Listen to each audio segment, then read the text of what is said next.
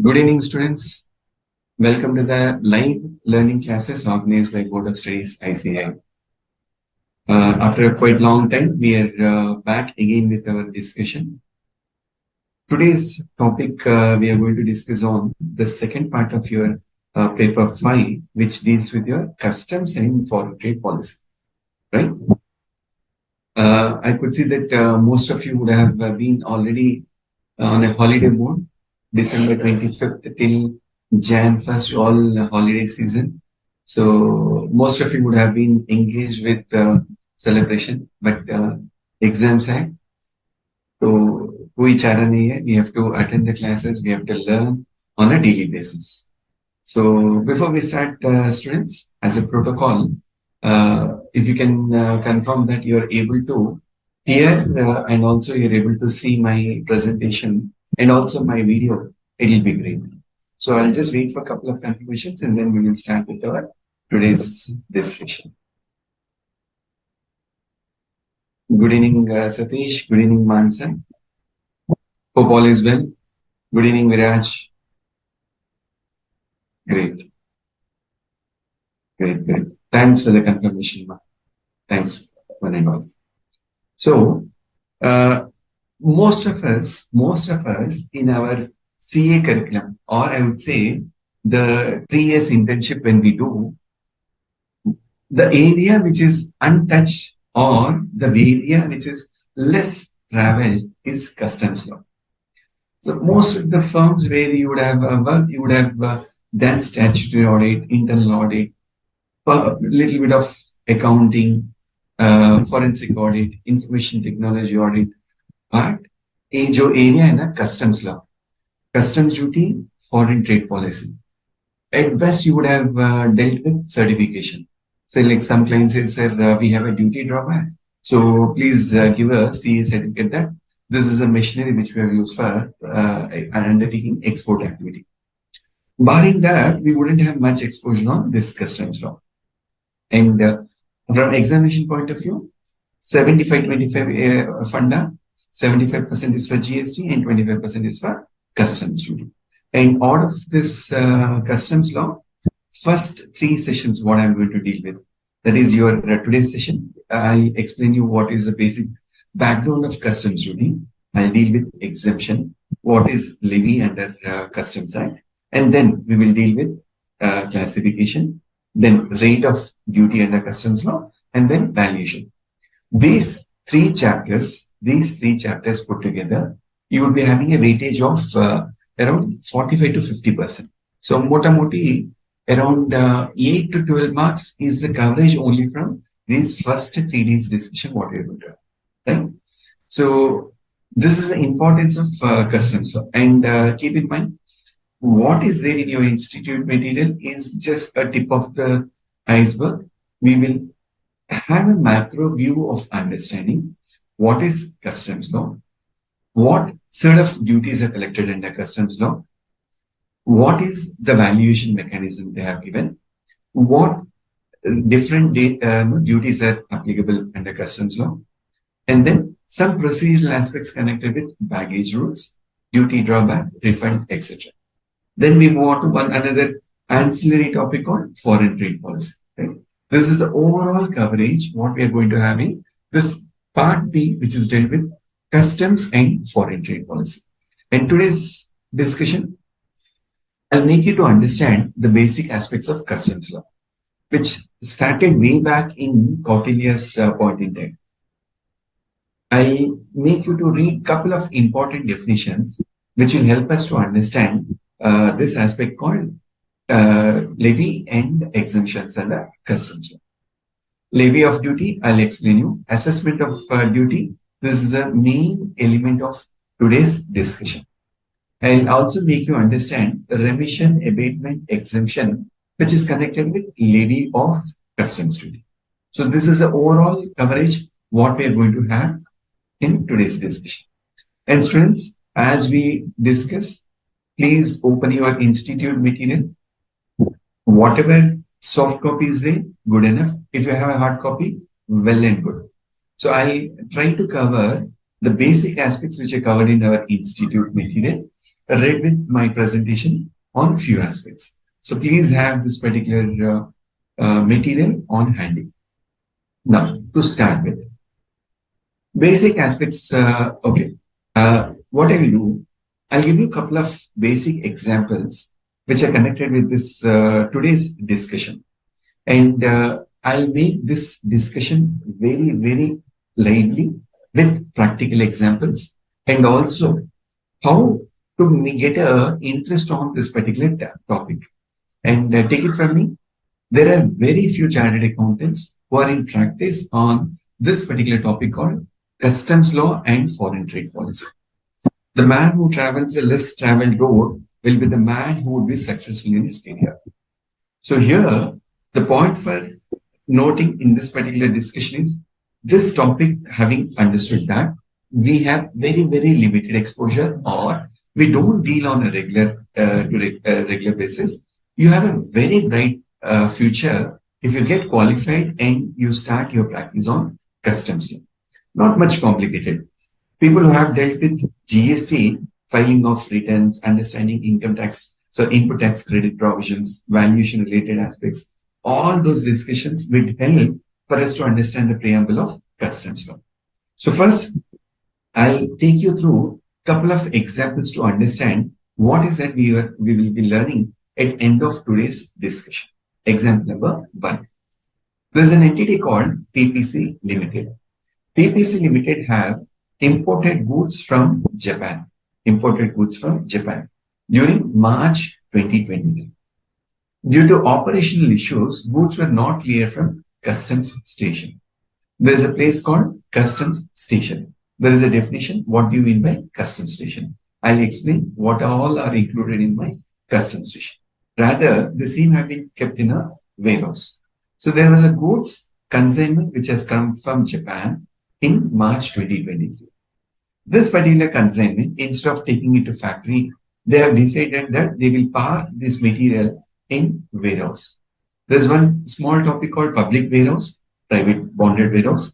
I'll explain what is the concept of this warehouse, maybe at the second or third session from today.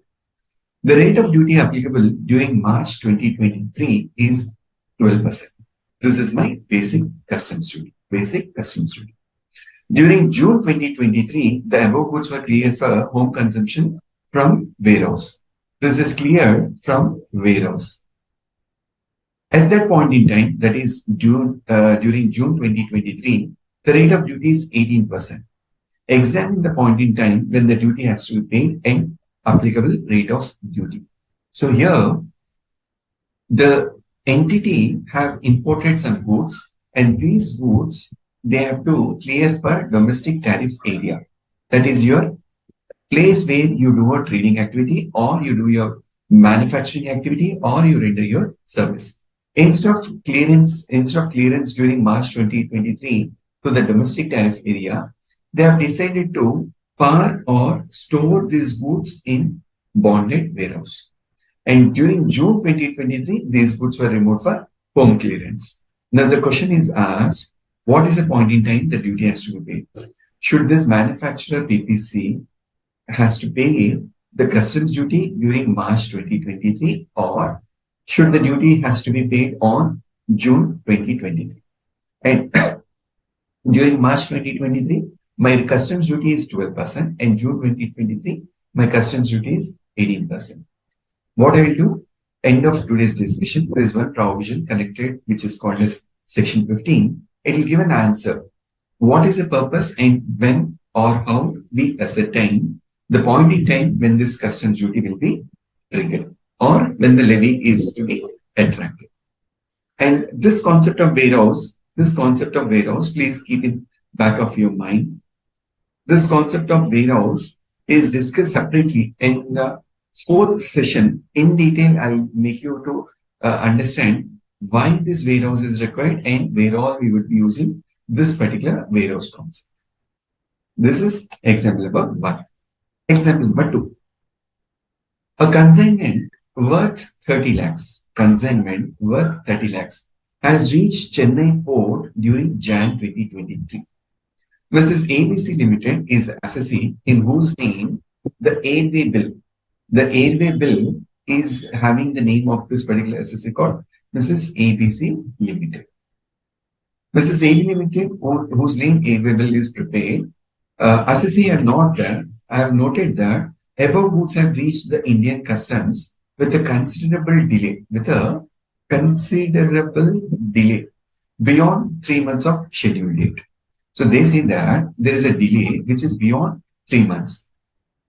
Examine the obligation and responsibility if the above consignment is not cleared by the assessee. When I say cleared by the assessee, there's a procedure called filing bill of entry. Bill of entry is dealt again separately under section 0.5, where they explain you have to declare what is the nature of goods, what is the tariff classification, and the duty applicable on that particular goods if there is no specific exemption notification. So here, this particular entity, Mrs. ABC Limited, they have said that this has come much belatedly. And they have decided that the goods are not going to be cleared. Now, when the goods are not going to be cleared, option could be one, this entity will abandon, or they reject the goods saying that I am not interested to take the delivery of these goods. Probably that could be one option, or instruct the vendor to take back. Now, part of your Contract Act 1872,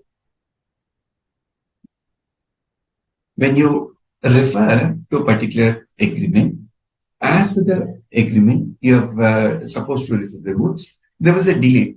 And that delay is some point in time based on which the particular importer, I call this gentleman as importer. Why do I call him as importer? Because the airway bill has got this particular entity name as the assessee. So this particular assessee, can he abandon these goods? If he abandons these goods, who will pay the duty? Burden to pay the duty. Burden to pay customs duty. So here question comes, what will happen? What is the procedure connected with this abandonment of goods? So again, this is one example where we will see when a levy is triggered, what are the do's and don'ts, or what are the rights and responsibilities of a particular importer. Can the customs authority hold the company responsible for non-compliance? This also I'll explain you at the end of today's discussion. Example number C. This is very interesting and very practical example. Business do alter their decisions on the basis of a exemption notification. I'll explain you this example, and I'll explain you the relevance of how this exemption notifications have to be examined. Mr. A has imported a consignment of steel scrap. This is a consignment of steel scrap. What do they do with steel scrap? Probably the scrap will be melted. From that, steel will be generated again. During November 2019, wherein government has prescribed customs duty at the rate of 5% on such scrap instead of regular rate of 18%. Now, there is a Customs Tariff Act 1975. So when I refer to Customs Tariff Act, whenever I refer to a particular commodity called steel scrap, this particular steel scrap, the government has specified the customs duty rate as 5%. However, in the domestic market, the rate which is in practice, that is the regular rate, is 18%. Considering the competitive price and beneficial interest on such scrap sold in the domestic market, Mr. A placed an order for 2 consignments during December 2019. Government have identified this lacuna in the exemption notification, and they have withdrawn such notification on the day the above 2 consignments have reached Indian territorial waters. Examine the right casted upon the assessee, that is Mr. A, to challenge such act of central government. So here, I'll make you to understand how to read a exemption notification. How to read a particular exemption notification. We will study in detail what are the benefits, what are the provisions which are connected under section 25, which deals with exemption. So in the process of this exemption notification, now here, November 19, the rate of duty was 5%. Looking at this particular duty, this gentleman has imported the consignment. The day the the goods have reached Indian territorial waters, government made an amendment to this notification to enhance the rate of duty from 5% to 18%. Now here, can this assessee, who happens to be a interested party, can this particular assessee challenge this particular notification? Please remember, whenever one session, I gave a reference to Supreme Court judgment where the reference was made to in the interest of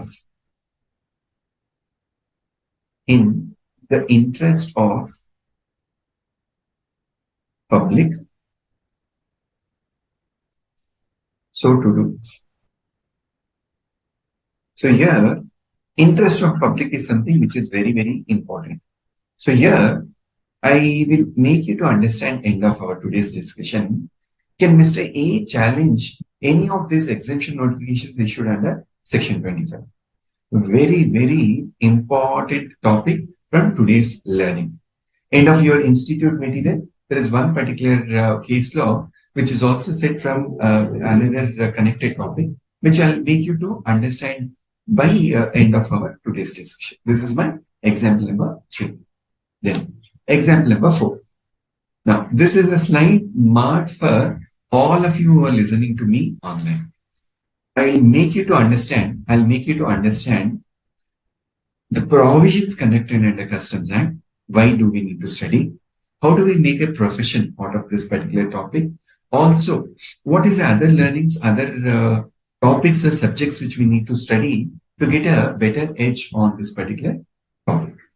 So the example of this example 4, Mr. Y, professional chartered accountant, has been appointed by a manufacturing entity towards examining their business operation and provide consultation on some of the below operational aspects. Point number 1. Possibility to reduce working capital exposure on customs duty. Possibility to reduce working capital exposure.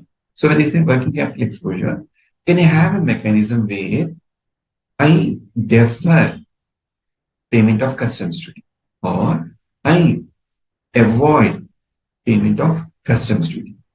I need not go through the route called duty drawback. This means to I pay customs duty and I claim back that as a duty drawback.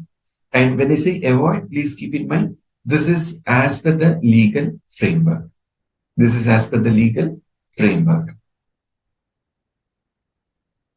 Point number 2. Deferring payment of customs duty till orders are received by customers for import consignments. Now, this is one another point where customers will ask you, sir, I imported material on the basis of order placed by my customer. Till my customer makes the payment, can I defer payment of my customs duty?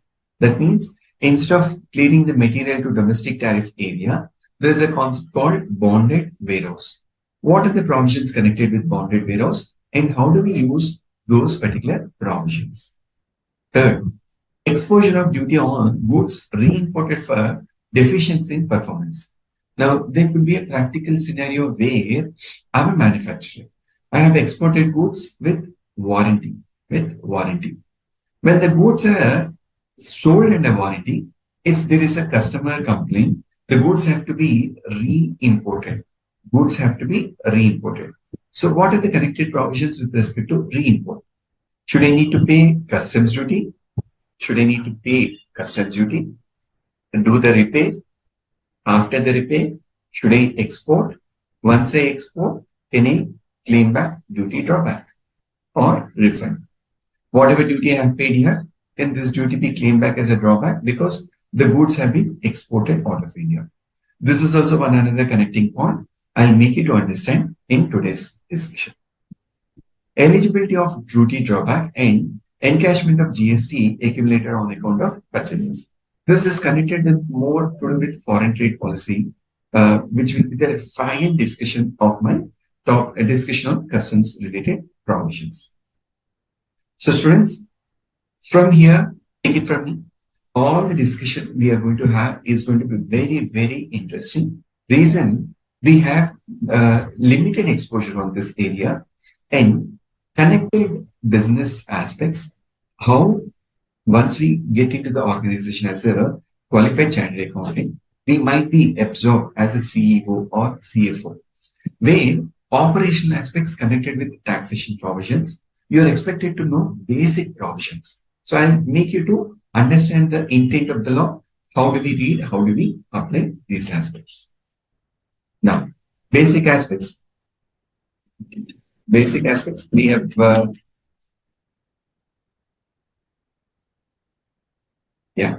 basic aspects. As a name custom, like if I read the name custom, custom is a practice, is a procedure, is a formality.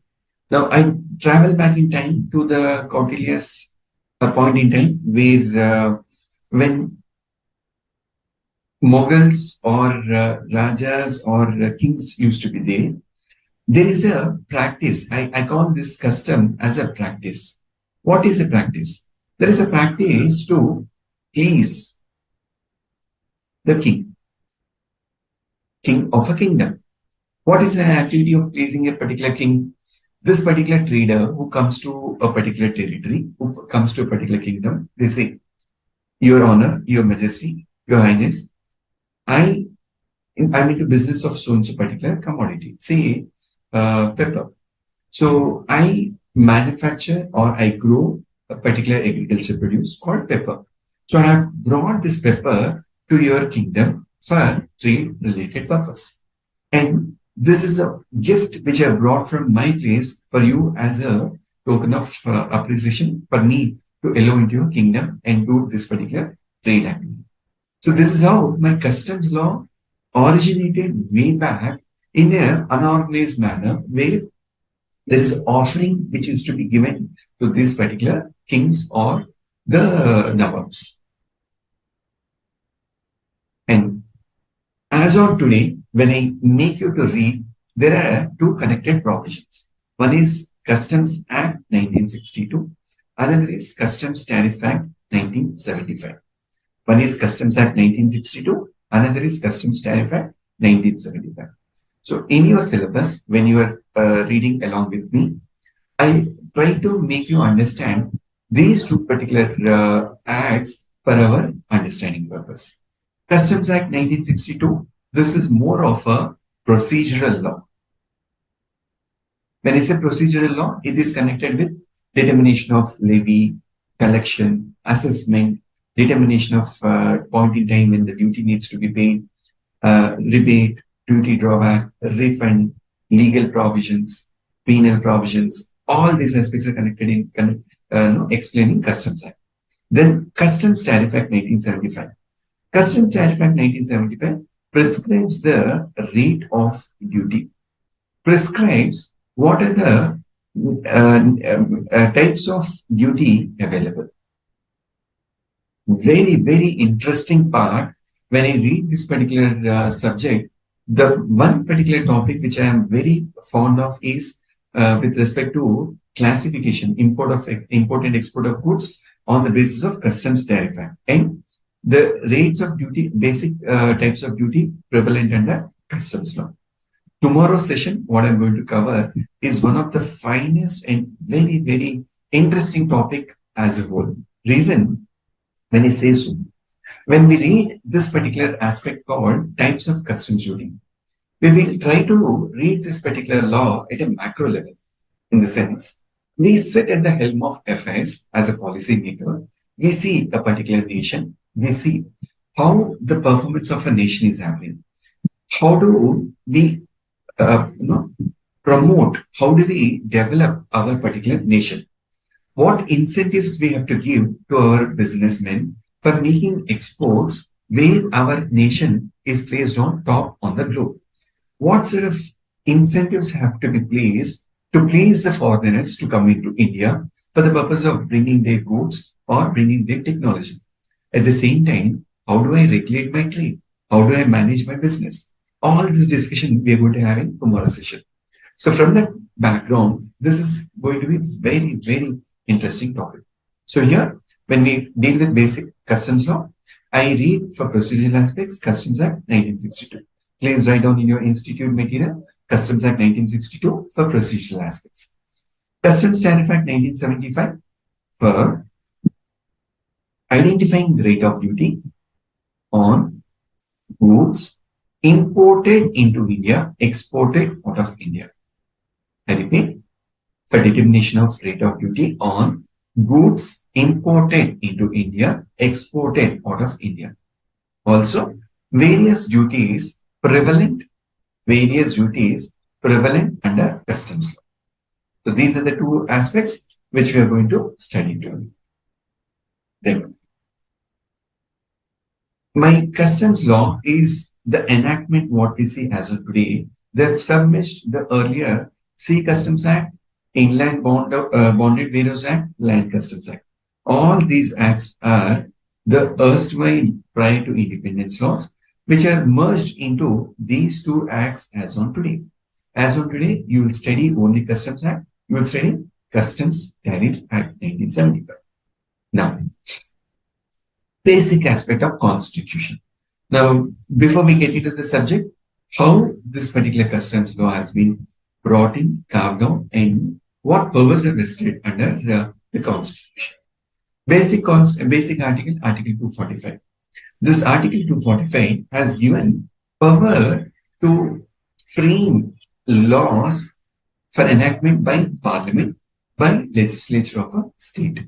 So every state where we have a legislature, every act which is by a central authority, which is enacted by the Parliament, are originated their power in Article 245. So any of your Motor Vehicle Act, Pollution Control Act, or your Negotiable Instrument Act, your Contract Act, your CRPC, CPC provisions, your GST provisions. When we say these provisions, there are enactments which are made by a state, there are enactments which are made by center. So both have drawn their power from Article 245.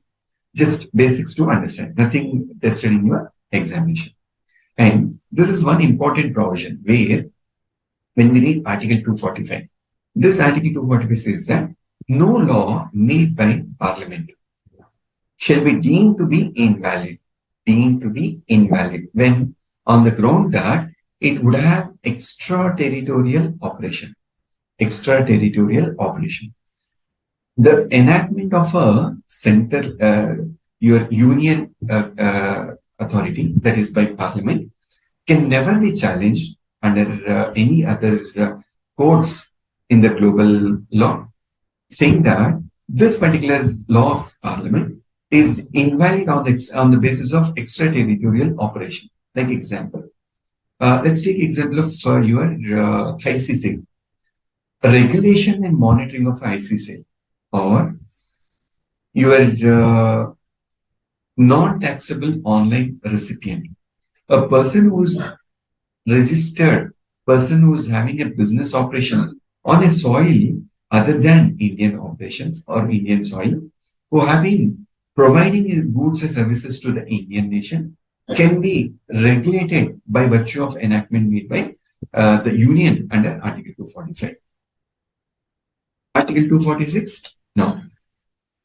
This Article 246 gives certain laws where there is a reference made to 7th schedule, under which there is a regulation made for central government under list 1, state government under list 2, and list 3 for concurrent list. Currently, your customs law is having the entry under list number 1. So all the provisions which are connected with Customs Act, Levy of Basic Customs Duty, etc., Under Article 246, Schedule 7, List number 1, we can find the entry. Now, important the definitions part, I'll prefer to come to our institute material. Please open your institute material, students.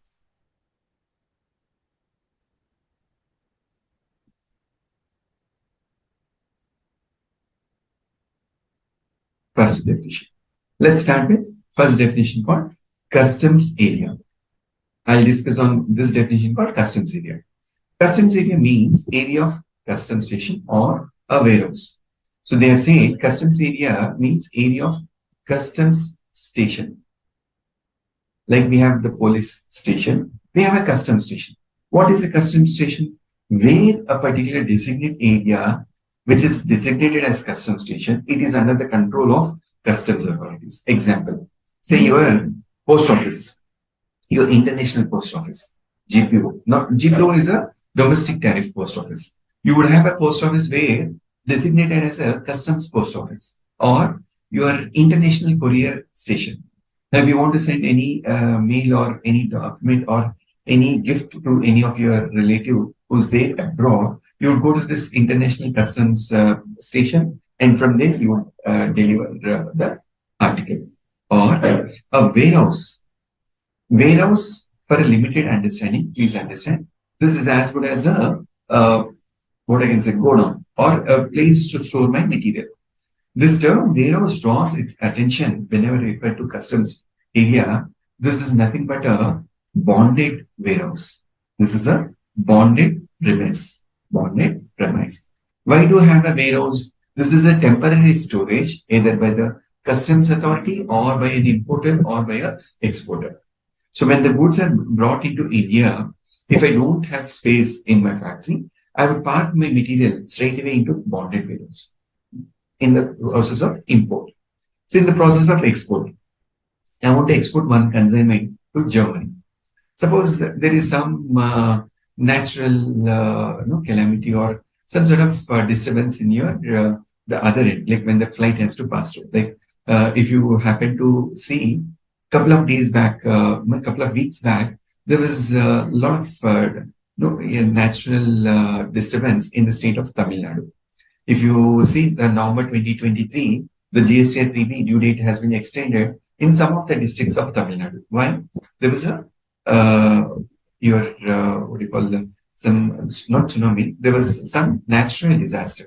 So here, the goods which are meant for export, the flight is ready, but the container is ready, but the calamity conditions are not permitting this particular flight to take off. So what they will do, the goods which are meant for transportation, they park those goods in a bonded warehouse. Once the climatic conditions are ready, they put it back and they take to the destination. So my customs area includes a warehouse and includes any area in which imported goods or exported goods are ordinarily kept before clearance by customs. The important catch point, before clearance. Before clearance.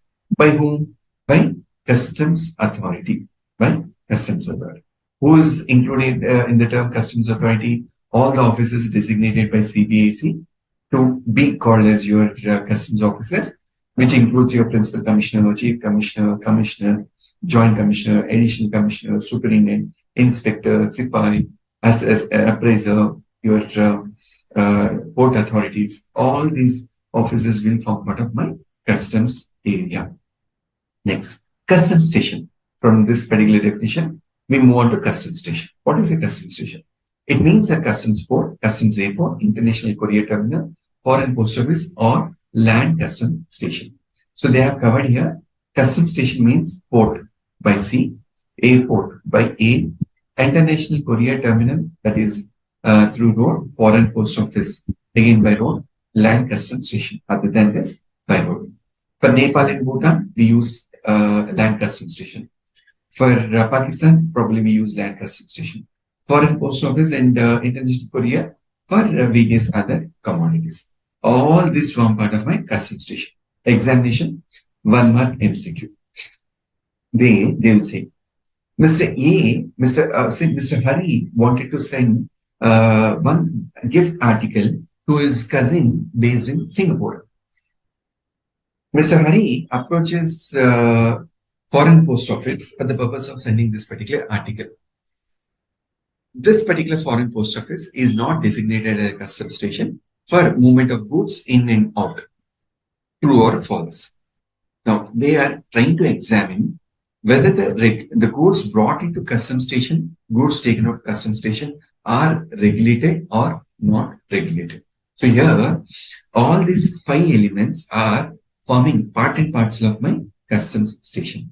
Please expect 1 mark MCQ based on your customs area read with customs station. This is what we can expect.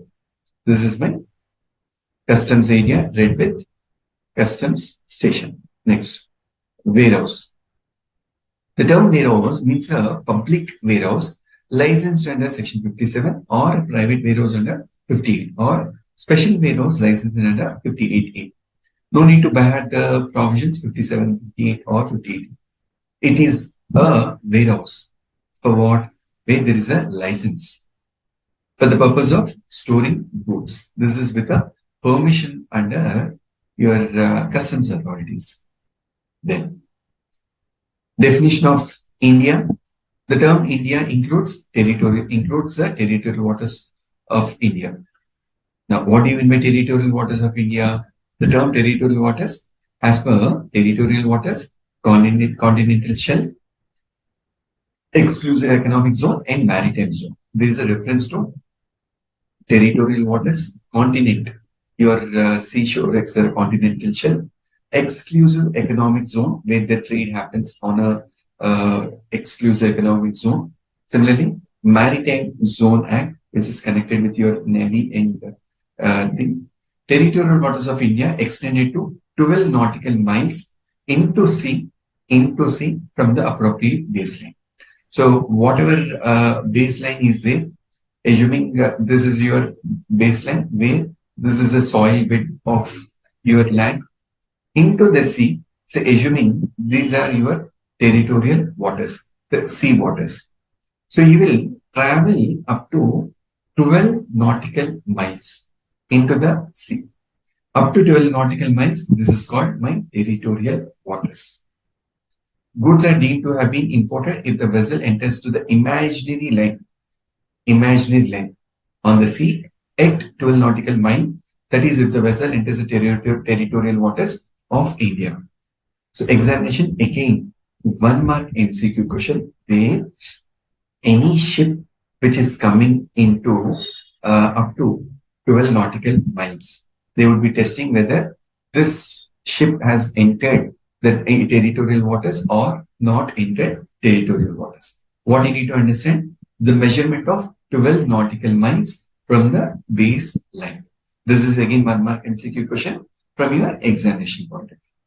Moving further, Indian customs water. Again, this is one another question which could be tested in your examination. Indian customs water means water is extending into sea up to the limit of exclusive economic zone of section 7 of territorial waters, continental shelf, exclusive economic zone, and other maritime zone, and includes bay, gulf, harbor, creek, or tidal water. Generally, this exclusive economic zone is up to 200 nautical miles. Territorial waters is up to 12 nautical miles. My exclusive economic zone is extended up to 200 nautical miles. This is also included in my definition of Indian customs water. These are the few aspects which we need to understand. Let me see if there are any doubts so far. Yes, Mansa. GST is in Schedule 7 concurrent list. How is the discussion, students? So far, are you finding it easy? You are finding it difficult to understand? What is your view? Drop in your answer. Are you finding it easy, interesting, or you are finding it little monotonous? Are your answers? Let me refine your need basis as per your requirement. Now, one another definition which I have to make you to understand is one definition called assessment. Under Customs Act, my assessment includes, means Determination of dutiability. Assessment is a mechanism where I do an activity for determining whether the goods are dutiable. This is my point number one. This is my point number one of any goods and the amount of duty. Now, when I say any goods, these goods could be import, could be export. My goods could be import, it could be export. Amount of duty, tax, cess, or any other sum so payable. So there is a reference to payment of duty. The duty is embodying itself. One is customs duty, also a tax, which is called your IGST, cess, which is called your composition cess, or any other sum so payable. Any other sum so payable. Tomorrow's class, I will be taking you to understand various modes of customs duty which are in vogue. Section 3 has got detailed examination of various provisions connected with various customs duty. Now, why those duties, we'll have better understanding tomorrow. At this point in time, when I say amount of duty, that includes duty, taxes, or any other amount so payable. If any under this act or under Customs Standard Act or any other law for time being in force. When I say any other law for time being in force. Example, say central excise. Central excise. Currently, central excise is applicable on petrol and tobacco products. Similarly, I have state excise on alcoholic liquor.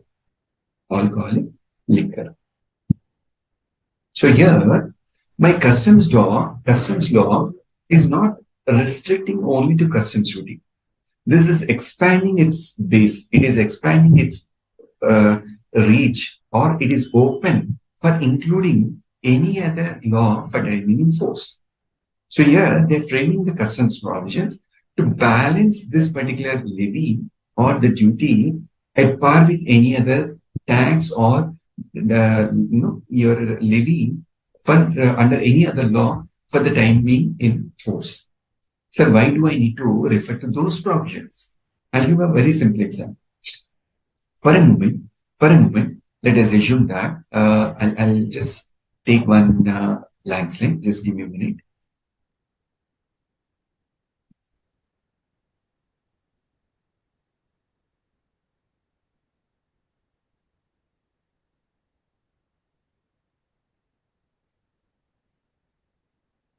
Now, let us assume that there is a tobacco product. Tobacco manufactured. Currently, on tobacco, assuming 28% is the GST, plus, say, this is just GST, and assuming 18% is central excise. I pay central excise, I also pay GST. My effective rate of tax is assuming 46%. And this particular tobacco, for a moment, if it is imported, under customs law, my basic customs duty on tobacco, assuming it is 40%. Now, what is happening here? There's a gap of 6%. Now, this particular gap will be enjoyed, will be entertained, or will be explored by the importers. What they will do? They will stop procuring domestically and they will start importing the items. Now, this is going to create an imbalance. Not to have this imbalance, my customs law is referring to the tax, cess, or any other law time being in force to balance my customs duty with the domestic duty, So here, when you look at tomorrow's discussion, when I explain you various types of duty and how the duty is calculated, the benefit of this GST, the benefit of this particular central excise, all this will be loaded onto my customs provisions for the purpose of making a level playing field for the local manufacturer compared with the importer. This is how my reference of assessment refers to tax, cess, or any other sum payable. With reference to point number 1, with reference to classification, with reference to classification. The tariff classification of such goods as determined in accordance with the provisions of Customs Tariff Act. When I refer to Customs Tariff Act, please remember there is Schedule 1, there is Schedule 2. There is Schedule 1, Schedule 2. Schedule 1 deals with imports, Schedule 2 deals with exports. So here we understand that my goods have to be first and foremost identified. So what do you mean by identification? Is it chapter 01, chapter 02, 04, 08, 10, 12, 28, 48? What is the chapter? Please identify that particular classification. Now, this is your 8-digit or 6-digit harmonized system of nomenclature. Based on your HSM, you import, I refer to Schedule 1. You export, I refer to Schedule 2. Now, so why there is a duty on exports? Wait and watch.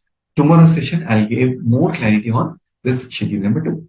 Then, Section 14, the third session from today is your valuation. Identifying what is the value of such goods. Like we had Section 15 under GST law, where related party transaction, money is the whole consideration, inclusion of 15 subsection 2, where there is incidental expenses, free supply, subsidy, etc. Then exclusion. There are similar provisions even under customs law, which I'll explain you in detail under valuation chapter. Then the third element, examining.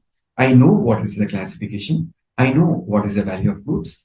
Whether or not there is a exemption applicable or concessional rate of duty. Exemption, probably whole customs duty is exempted, or there is some portion of customs duty which is exempted. I'll examine the relevant exemption notification on the taxes or any other sum upon any notification issued by the Central Act and the Customs Tariff Act or any other law for time enforced. Then I also make an attempt to identify for those goods what is the quantity, what is the weight, what is the volume, what is the measurement. Now please remember these elements, quantity, weight, volume, measurement. We refer these elements in tobacco products. When I see tobacco, my central excise, when I pay on tobacco, this is on the basis of the length of a cigarette or length of a BD. So these are the parameters which I use for the purpose of determining what is a duty payable or duty applicable. I'll identify these parameters on the basis of which the duty is to be quantified. Or next element of identification is origin of such goods. I have something called preferential tariff. Preferential tariff goes this way, where on the basis of the country from where the goods are being originated, my determination of customs duty, on the basis of origin of such goods, determined in accordance with the provisions of Customs Tariff Act or rules made thereunder, if the amount of duty, taxes, or any other such sum is affected by origin of such goods. That means to say, will he pay regular duty or will he pay preferential tariff duty? This also will help me. Then, any other specific factor which affects the tax duty, taxes, or any other sum payable on such goods, and includes provisional assessment, self-assessment, reassessment, and any assessment on which duty is assessed as nil. This is a composite definition which is covered in my Customs Act. Customs Act explains what is the definition of assessment. Are we clear? Do you have any doubts so far? Do we have any doubts? Mansa says interesting. Good to hear, ma.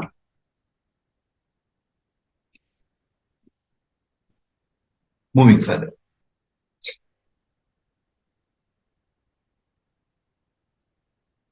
Bill of entry.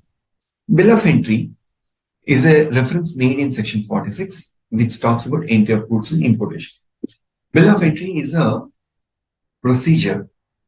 Bill of entry is a procedure where this particular customs duty, is payable by the importer when a bill of entry is submitted. When the bill of entry is submitted. Bill of entry means a bill of entry referred to in section 46. Referred to in section 46. No need to remember the section references. However, this is a procedure for taking a permission. Where we do self-assessment. On the basis of self-assessment, pay the duty or claim exemption. Now, when I say claim exemption, let's take example of DRDO or ISRO. Let us assume for a moment there is a consignment which has come from US, which is in relation to a particular satellite launch. When this particular consignment has come, they say this particular satellite launch is exempted by way of the Civil Aviation Ministry. This is an exemption notification, or based on this principal policy ministry. Some places there will be a reference. Ministry gives a blanket exemption. I show this particular exemption and get the goods cleared into my domestic tariff.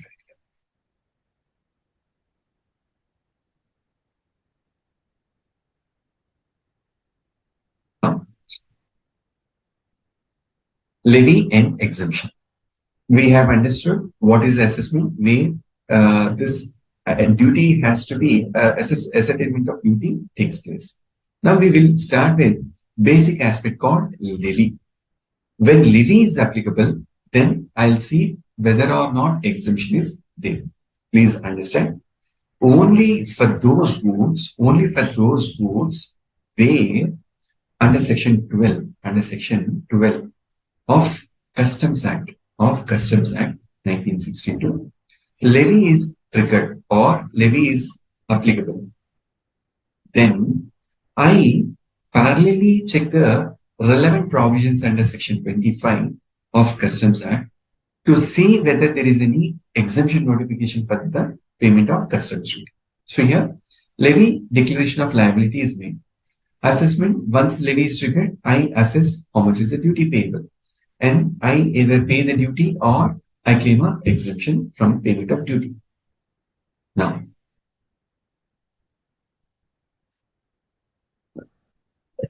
this is one particular slide which I explained example with respect to tobacco products.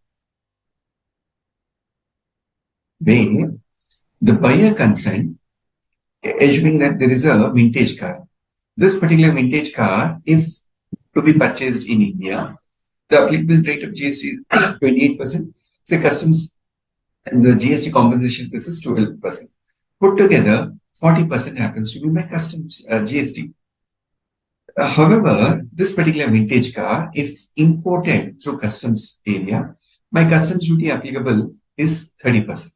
So here, what does a customer do? Instead of buying in India, he prefer to adopt this particular customs route for importing the goods into India. Now, this is a connected provision where provisions of section 12, when I look upon levy, I will be made upon to examine the any other law time being in force, where they'll say, please don't look upon only customs duty. Rather, if there is a GST applicable, please adopt GST provisions for GST purpose, customs duty purpose. Tomorrow's class will get more clarity in conjoint reading of what when levy is triggered, what sort of duties are applicable, how my customs duty is computed. Charging section. Section 12, which deals with your levy, says in simple terms, except as otherwise provided in this act. or any other law pertaining in force. When I say this act, Customs Act 1962, or any other law pertaining in force. So this could be probably referring to your GST provisions or your state excise provisions or central excise provisions. They say, except as otherwise provided under this act or any other law pertaining in force, duties of customs. They say duties of customs. When they say duties of customs, please remember, customs duty is a singular term. Duties of customs embodies in itself customs duty, IGST, compensation cess, any other cess, any other tax applicable under any other law pertaining in force. All this conjoint reading is your duties of customs. Shall mandatory shall be levied at such rate. For rate, I refer to Customs Tariff Act. I refer to Customs Tariff Act, as may be specified in the Customs Tariff Act or any other law pertaining in force on goods imported into or exported from India. Goods imported into. Goods imported into. Now, this is one particular definition, which is very, very important. I'll give one example for you to have a better understanding of this particular term called goods imported into. Let me just insert one slide. Just give me a minute.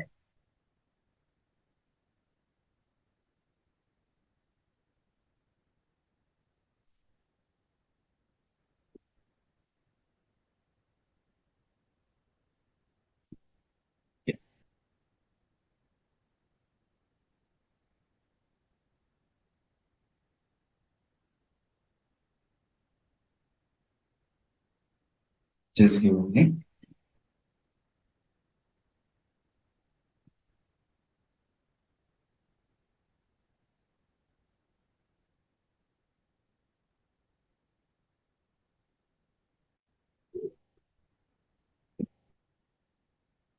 We were talking about goods imported into India. Goods imported into India. Goods imported into India. Now, this one particular term is very important where end of your chapter, when you look at your institute material, one interesting case law, which is in relation to, I think, Kochi refineries was incorporated. And students, I repeat this one reference. Please read your Board of Studies material. One of the best compilation for your examination point of view. Lot of efforts were placed, lot of refinement took place to your Board of Studies material. They have made this material, study material, the basic BERAC analysis where it was simplified in English. They have made your what you call flow charts to understand these particular provisions. They brought relevant examples at a point in time, and they have also given test your answers, which will come and make you feeling that this particular material is good enough to get all the gap. And believe it or not, many circulars or many written related late fee and other provisions. In WhatsApp, if you see the images which are getting circulated, Board of Studies material images and pictures are being referred to. Even the government offices who are working GST office, they refer the definition examples which are given in our Board of Studies material. That is the simplicity and that is the clarity which they have brought in. And a couple of, I would say, hats off to the examples which are there in your material. Don't refer any material other than a Board of Studies. That's a homework which has gone in. Now, I'll give an example for this goods imported into India. Let's assume that there is a vendor, there is a, I would say, an exporter. There is an exporter, there is an importer. There's an importer. Exporter, I would call as, say, ABC. INC. Importer, I would call XYZ Limited. Exporter has shipped, say, 100 barrels of oil having 200 liters per barrel. That means to say, the invoice is billed for 100 into 200. That comes to 20,000 liters. 20,000 liters. This is a quantity of oil which is shipped from, say, Germany. This is shipped from Germany. It reaches Indian customs, say, territorial waters, customs station. Then, I would say, bonded warehouse. Now, from bonded warehouse, it is to be clear to domestic tariff area. Please understand this example carefully. The goods which have come, first it will hit territorial waters. Means it has to come through territorial waters. Now, when I say territorial waters, a doubt may trigger to you. So, if it is coming through sea, you have 12 nautical miles. So, what if it comes through air? Can I have an imaginary line in the air? Answer is definitely yes. If it is coming through air, the moment it is crossing the imaginary line of the 12 nautical miles, I would say it has entered territorial waters. Now here, when this particular consignment came to territorial waters, the consignment, instead of 2,000 liters, it has come for 1,900 liters. Why 1,900 liters? Probably, there is a, when the ship, sails through, there's a, this side, that side, there is a shaking of the barrel where some element of spillage is possible. So I have 1,900 liters which came to territorial waters. From territorial waters, the moment it reaches customs station, this 1,900 has become, say, 1,600. Why 1,600? Probably there is a pilferage or there is a theft.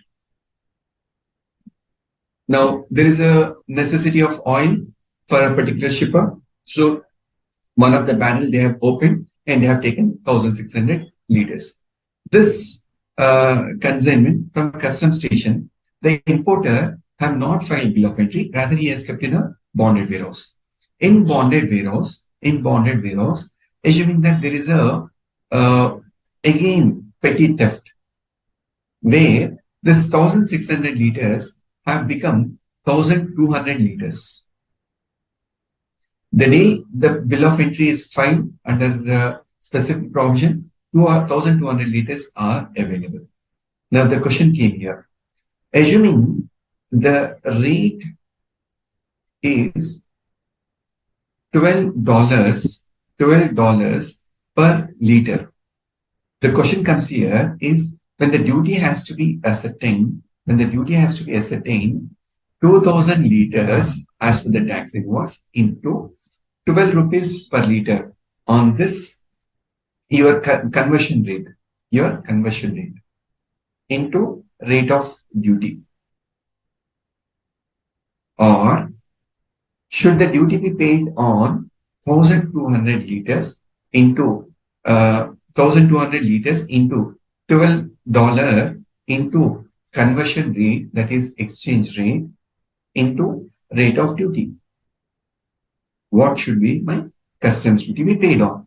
This is in case of Kochi refineries, where the matter went to Supreme Court to get a clarity, where they have brought back to this section 12. They say, please refer your charging section. What does the charging section say? The duty is payable on goods imported into. Now, when the goods are imported, it is not 2,000 liters, it is 1,900 liters or 1,600 liters. This will be the base for payment of duty. So the Honorable Supreme Court have said that there could be a mechanism where there is a pilferage or there is a damage or there is a loss. Give a benefit of these connected provisions and then ascertain the duty on goods imported. Now, they say that your mechanism of levy of duty is not on value. Duty is not on value. Rather, my customs duty is on goods. My customs duty is on goods. This is one learning which we need to take from this particular definition. Second example. So what if this particular consignment, this is on, say, X works. That means to say, once the material leaves the factory of ABC INC, the risk and responsibility is transferred to this particular importer. As on, say, a particular dating point in time, the particular ship has met with an accident. This got sink in a particular ocean, and this entire consignment is spoiled. Now, when importer is obligated to pay, assuming for a moment, 25 INR, 25 lakhs. Is there any necessity on a assumptive basis saying that though the goods are not imported, the customs duty is payable if the importer has to make payment to exporter? Answer would be a blanket no. Because the goods have not been imported, though the risk and rewards were transferred to this particular importer, no customs duty is payable on this particular goods. This is my understanding of this definition called goods imported or exported. Again, only the goods which are exported out of India, I would pay customs duty. This is one simple definition which is very important for us to understand. Are we clear or any doubts so far? Good evening, Namrata. Yes, ma'am. 100 liters is a wastage. Not wastage, I would say. There could be a pilferage, there could be a loss, there could be a theft. Anything could have happened. Okay. So here, the definition of levy gets into picture only when there is an import or export. Notional, there is no reference. The provision of subsection 1 shall apply in respect of all goods. This levy is applicable in respect of all goods belonging to government as they apply in respect of goods not belonging to government. That means to say, any duty which is payable, unless otherwise there is no general exemption, the duty is payable on these goods which is imported. Imports by Navy or Police, Ministry of Defense, etc. are exempted by virtue of specific exemption notification. If the notification is not there, I would have to pay my customs duty. Levy is subject to other sections such as section 13, section 22, section 23. Now, I gave example of pilferage, damage, loss, theft, etc. So these are connected provisions when I read section 12. When I read section 12, there are 3 other sections which I have to read in conjunction. So I would say at this point in time, if you recollect Ram Parivar, when I say Ram Parivar, whenever I talk about Lord Sri Ram, along with Lord Sri Ram, we will have Sita Mata, we also have Lakshmana, we also have Hanuman. Now this is how I need to remember 3 ancillary sections connected with 1 main section. So examination, I was giving an indication that 8 to 12 marks are connected only from today's discussion, tomorrow's discussion, and the 3rd chapter, what we're going to discuss. So whenever you read section 12, like Lord Sri Ram, section 13, which deals with pilferage, section 23, which deals with your damage or loss, section 22, which deals with your goods which are abated because of damage or deterioration. Now, these are the 3 connecting provisions to be read with section 12. So Supreme Court, when they have examined this Kochi refineries case, they have said that there is a possibility of pilferage, there is a possibility of damage, or there is a possibility of abatement. All these 3 connected provisions have to be examined. Have to be examined. So please remember Ram Parivar, section 12, connected with 13, 22, 23. In reading 23, we will read first, then we will come to section 22. That's why I've written 23. This is a hierarchy of reading these connected provisions. And I just brought one picture here. This is how the examination is going to be when you don't understand the provisions. When you understand the provisions, why this particular provision is drafted in this fashion, what is the connected reasoning or the conjoint provisions to be read, you'll have a clarity. If you don't have clarity, you'll mess up your answer, you'll mess up your examination. So let's have the clarity reading forward. Goods imported or exported from India, there is a levy. There is a levy under section 12. So whenever goods are imported or exported, unless otherwise there is an exemption notification, levy is triggered. Duty is charged in reference to Customs Tariff Act. Duty is to be charged in reference to Customs Tariff Act. Government bodies or government goods to be treated at par with non-government goods.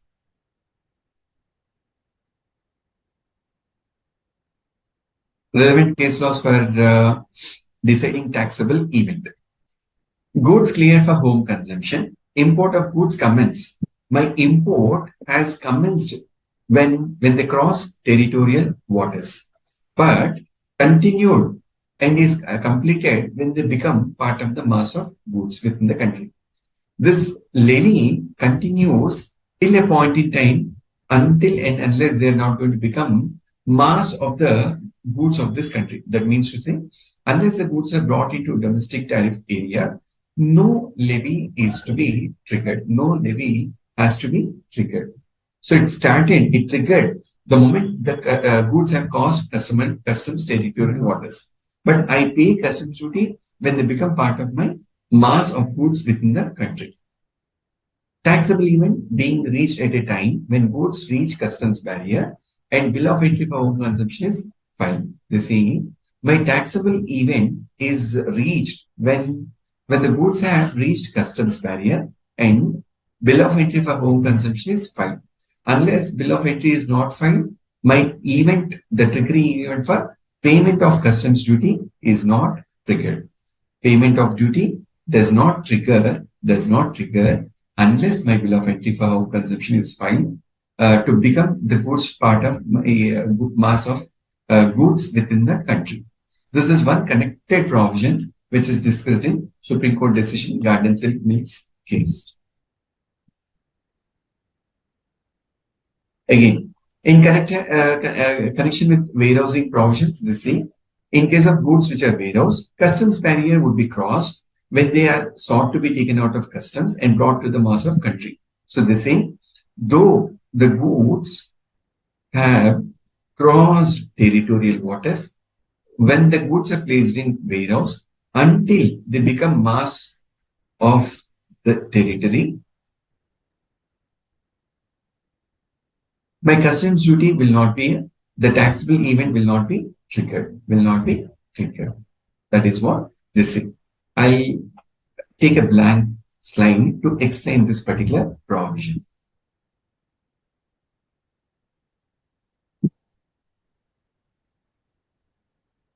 Now, assuming that on, so there is a ship which is coming from Russia. On 15th of April 2023, it started from origin. It sailed for 60 days. So on April, May, I would say 16th May 2023, this ship has reached your territorial waters.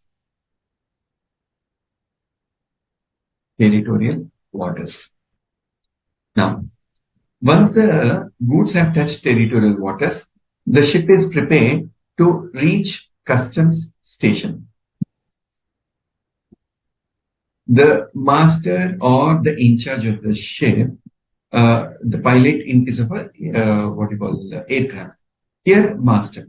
The master has sought a permission for a bay to land in customs station.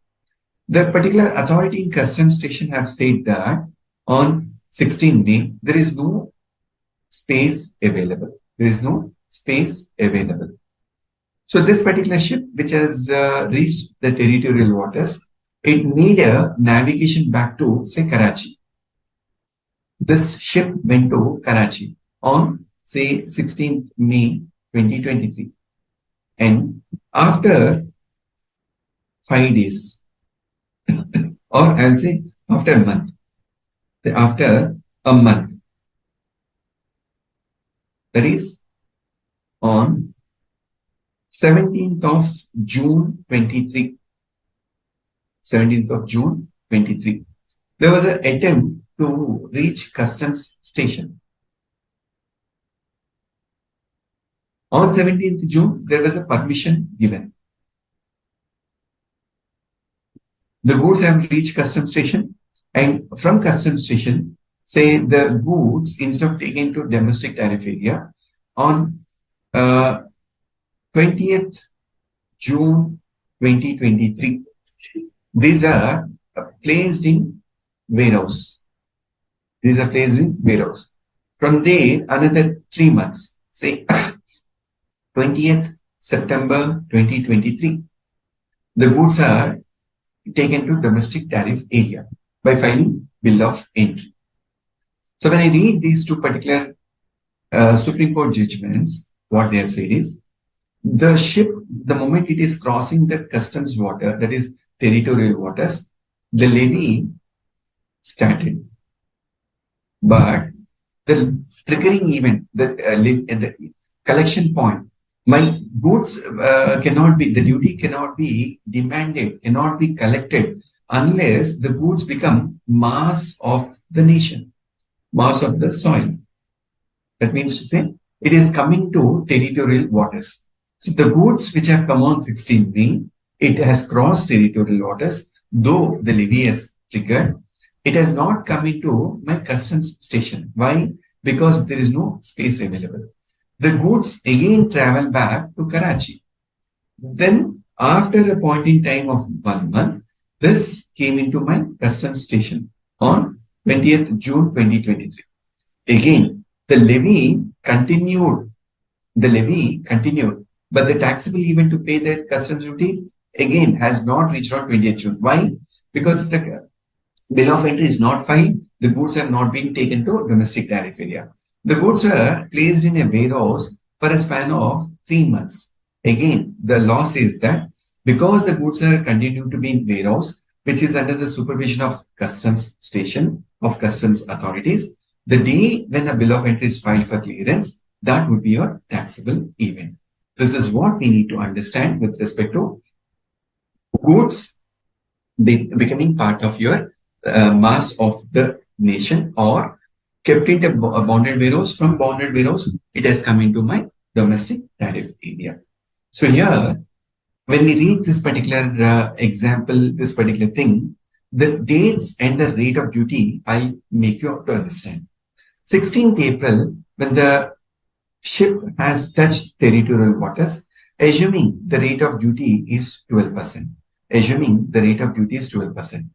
And these goods, when traveled back to Karachi, again made a second attempt, and permission is given on 20th June. On 20th June, the customs duty happens to be 15%. And these goods, instead of taken to domestic tariff area, they were kept at bonded warehouse. And the day when the goods are ready for dispatch from bonded warehouse, on 20th September, assuming the rate of tax duty happens to be 20%. The customs duty happens to be 20%. Now the question comes here. As an importer, for a moment, let's assume that Mansa happens to be importer.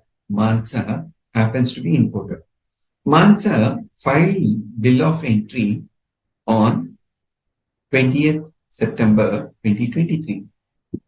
My customs officer has demanded duty that is customs duty at the rate of 20%.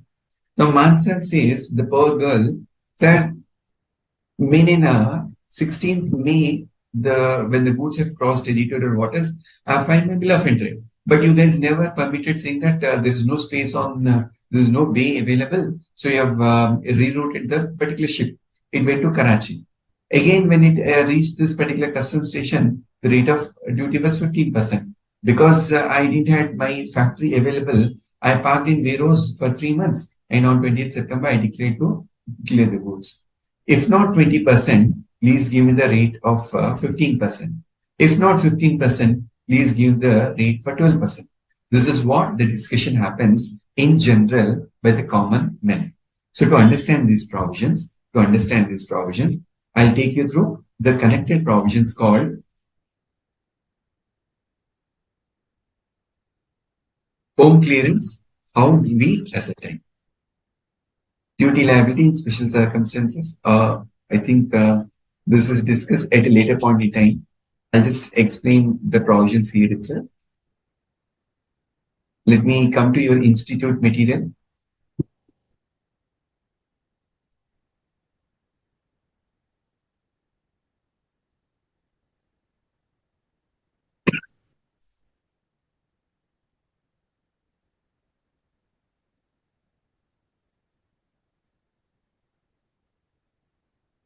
Yeah.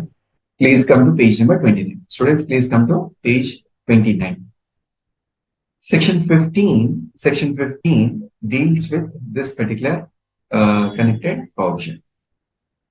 Section 15 determines date for determining the rate of duty. What is the date relevant for determining customs duty? Goods entered for home consumption. The day you present your bill of entry or date of entry of inwards of the vessel or arrival of aircraft, whichever is later. So here, assuming that scenario 1, I filed my bill of entry on 12th April 23, but the ship actually entered the territorial waters on 20th April 23. On 12th April, my rate of duty is say 5%. On 20th April, the rate of duty is 12%. So here, the date relevant for me is whichever is later. So accordingly, since 12th and 20th, later of these two is 20th April, the rate prevalent on 20th April, 12% is what I will be paying. Scenario 2. Assuming my goods have crossed territorial waters on 15th June 23. That point in time, the rate of duty is 18%. I file bill of entry on, say, 20th of, say, July 2023. What I have done? I have delayed or I have kept in a bonded warehouse, not bonded. I have taken the goods possession on, say, 20th July. On 20th July, my rate of duty happens to be, say, 12%. Now, the provision say whichever is later. Either filing bill of entry or entry of vessel into the territorial water, into the customs station. Because the later happens to be on 20th July, my duty, what I have to pay will be 12%. Government will not say, because 18 is preferential, I'll collect 18%. It doesn't happen. Rather, my section 15 says that when the goods are entered for home consumption, that means I am not interested to take it to bonded warehouse. Whichever is later, either filing of bill of entry or date of entry inwards of the vessel or arrival of aircraft, whichever is later. Later of these two will be the triggering point for payment of duty. So here, my duty will be on either of these two dates. What if the goods are cleared for home consumption from the warehouse? Instead of taking to the home consumption directly, I parked in warehouse. The date on which a bill of entry for home consumption is in respect of such goods is presented. So here, my date of entry into territorial waters is irrelevant. The day I file my bill of entry to take the goods into bonded warehouse, that shall be relevant. Let me come back to my example again. So from this example, students, in Mansa's example, because Mansa has taken the goods to Warehouse, the day you file your bill of entry from warehouse, the rate prevalent, that is 20%, shall be duty applicable. 20% is the duty applicable. This is what we need to understand. Provisions connected with section 12, read with section 15. Read with section 15. Let me see any doubts before we go further.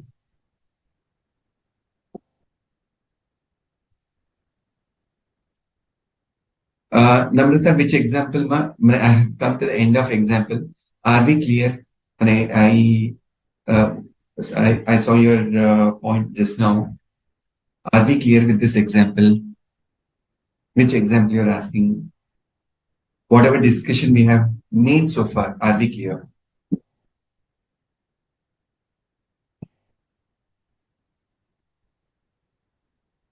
Is this discussion clear for all of you to understand the provisions? Can I increase my speed? Are you with me? Any doubts or can we continue? Are there any doubts or can we continue?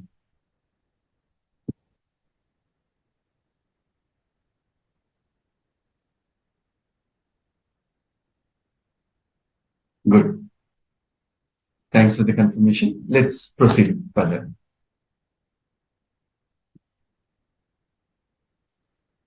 Difference between home consumption and warehouse. Now, in case of home consumption, the goods become mass of the country immediately. In case of warehouse, goods immediately after clearance does not become mass, rather it will be parked in a warehouse. Duty is payable before such clearance. On the basis of bill of entry, I can pay the customs duty. Bill of entry has to be filed for seeking such permission. In case of warehouse, importer liable to pay interest, rent and charges for warehouse of such goods. So what I'll do, instead of paying my customs duty immediately, I'll be paying nominal rent. I'll also pay interest for the goods which are kept in warehouse. Now, let me come to your institute material connected with re-import of goods. Now,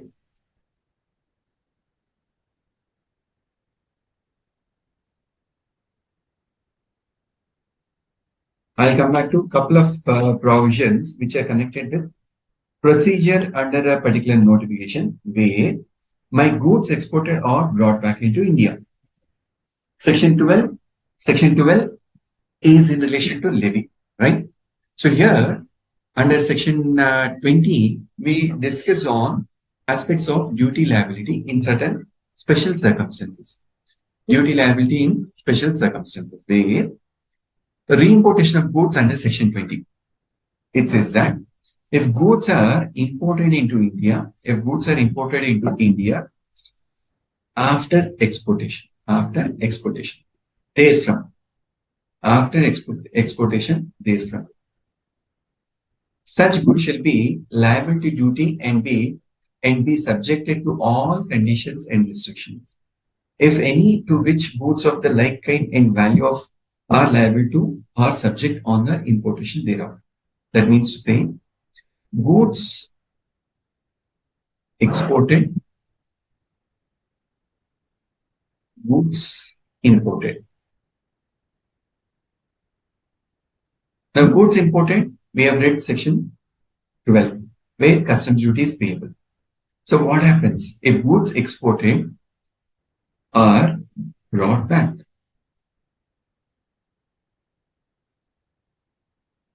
In case if the goods are exported or brought back. So why is that goods are brought back? Reason, probably rejection, probably return, probably repair, rework, right? Or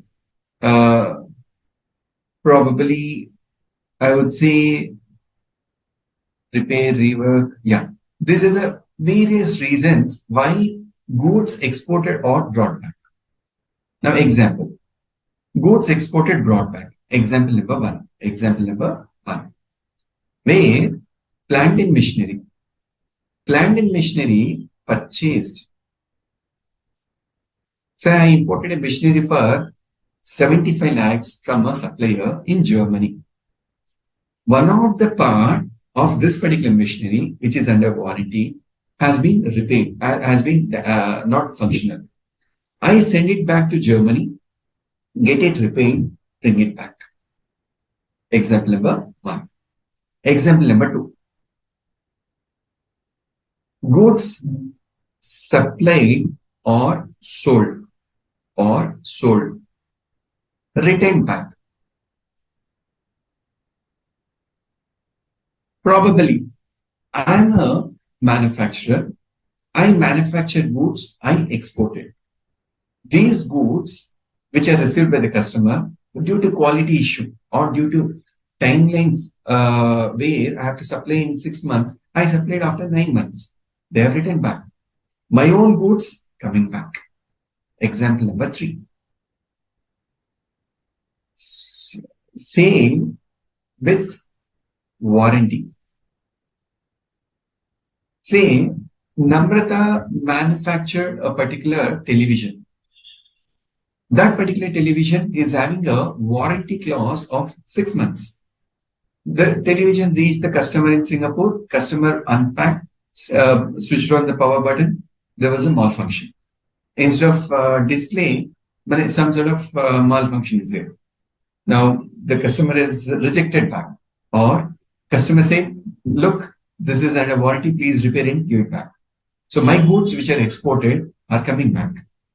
Now, these particular goods which I'm talking about, there are various aftermath events. What is that aftermath events? Probably as an exporter, I have exported the goods with payment of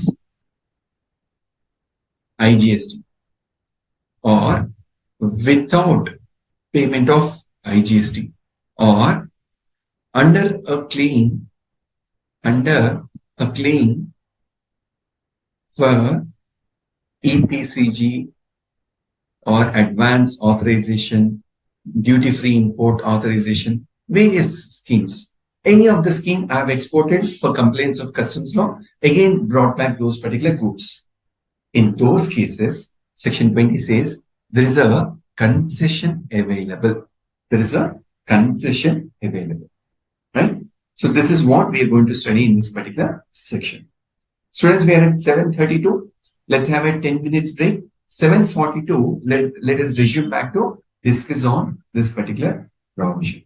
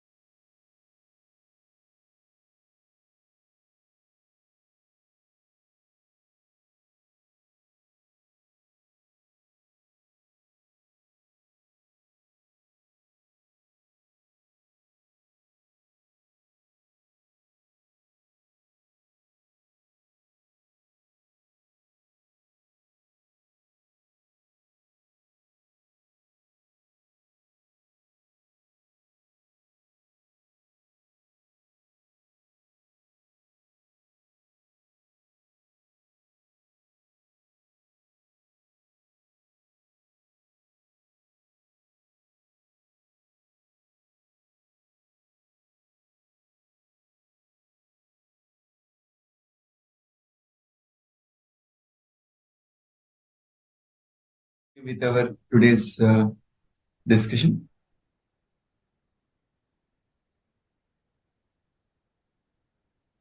Let me see any doubts before we continue further.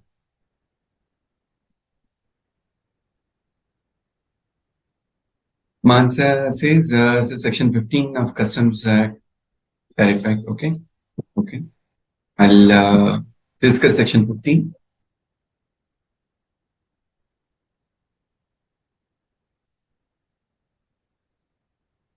Let me come to that section 15 now.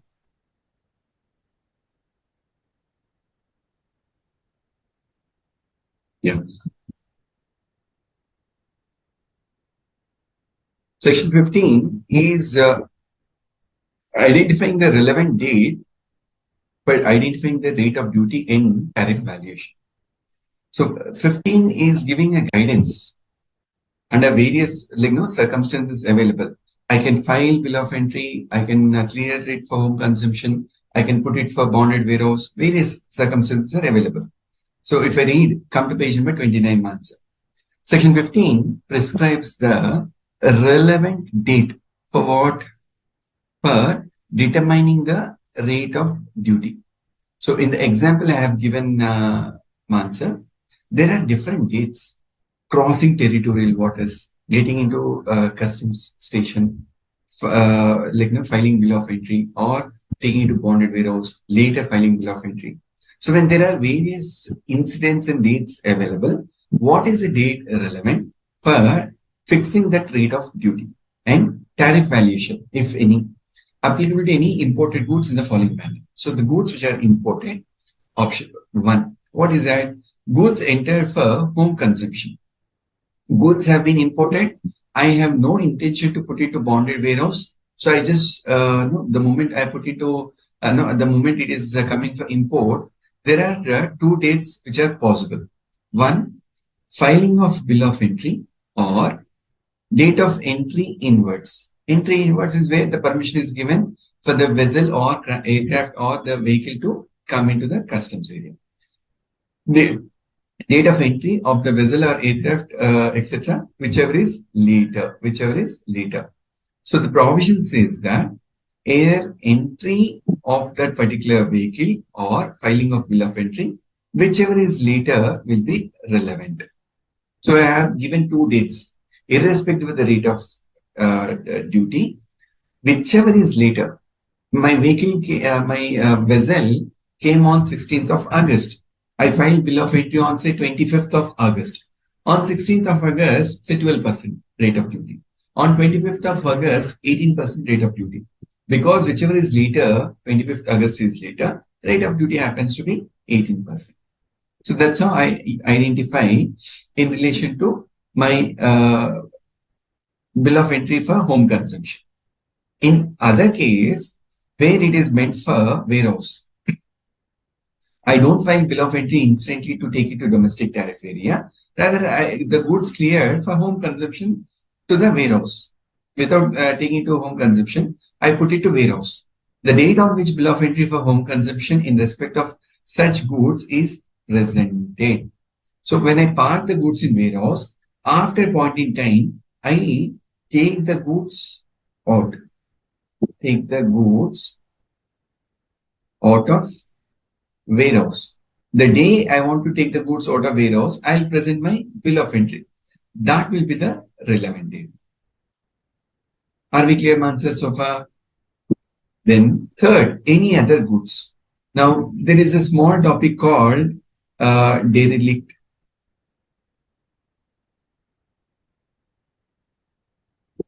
Jet Sam. I'll explain that topic.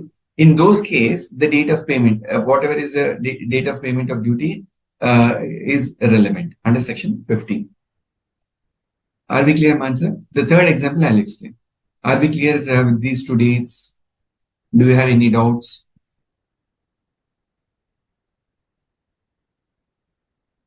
Great. Now, I'll come to this small topic called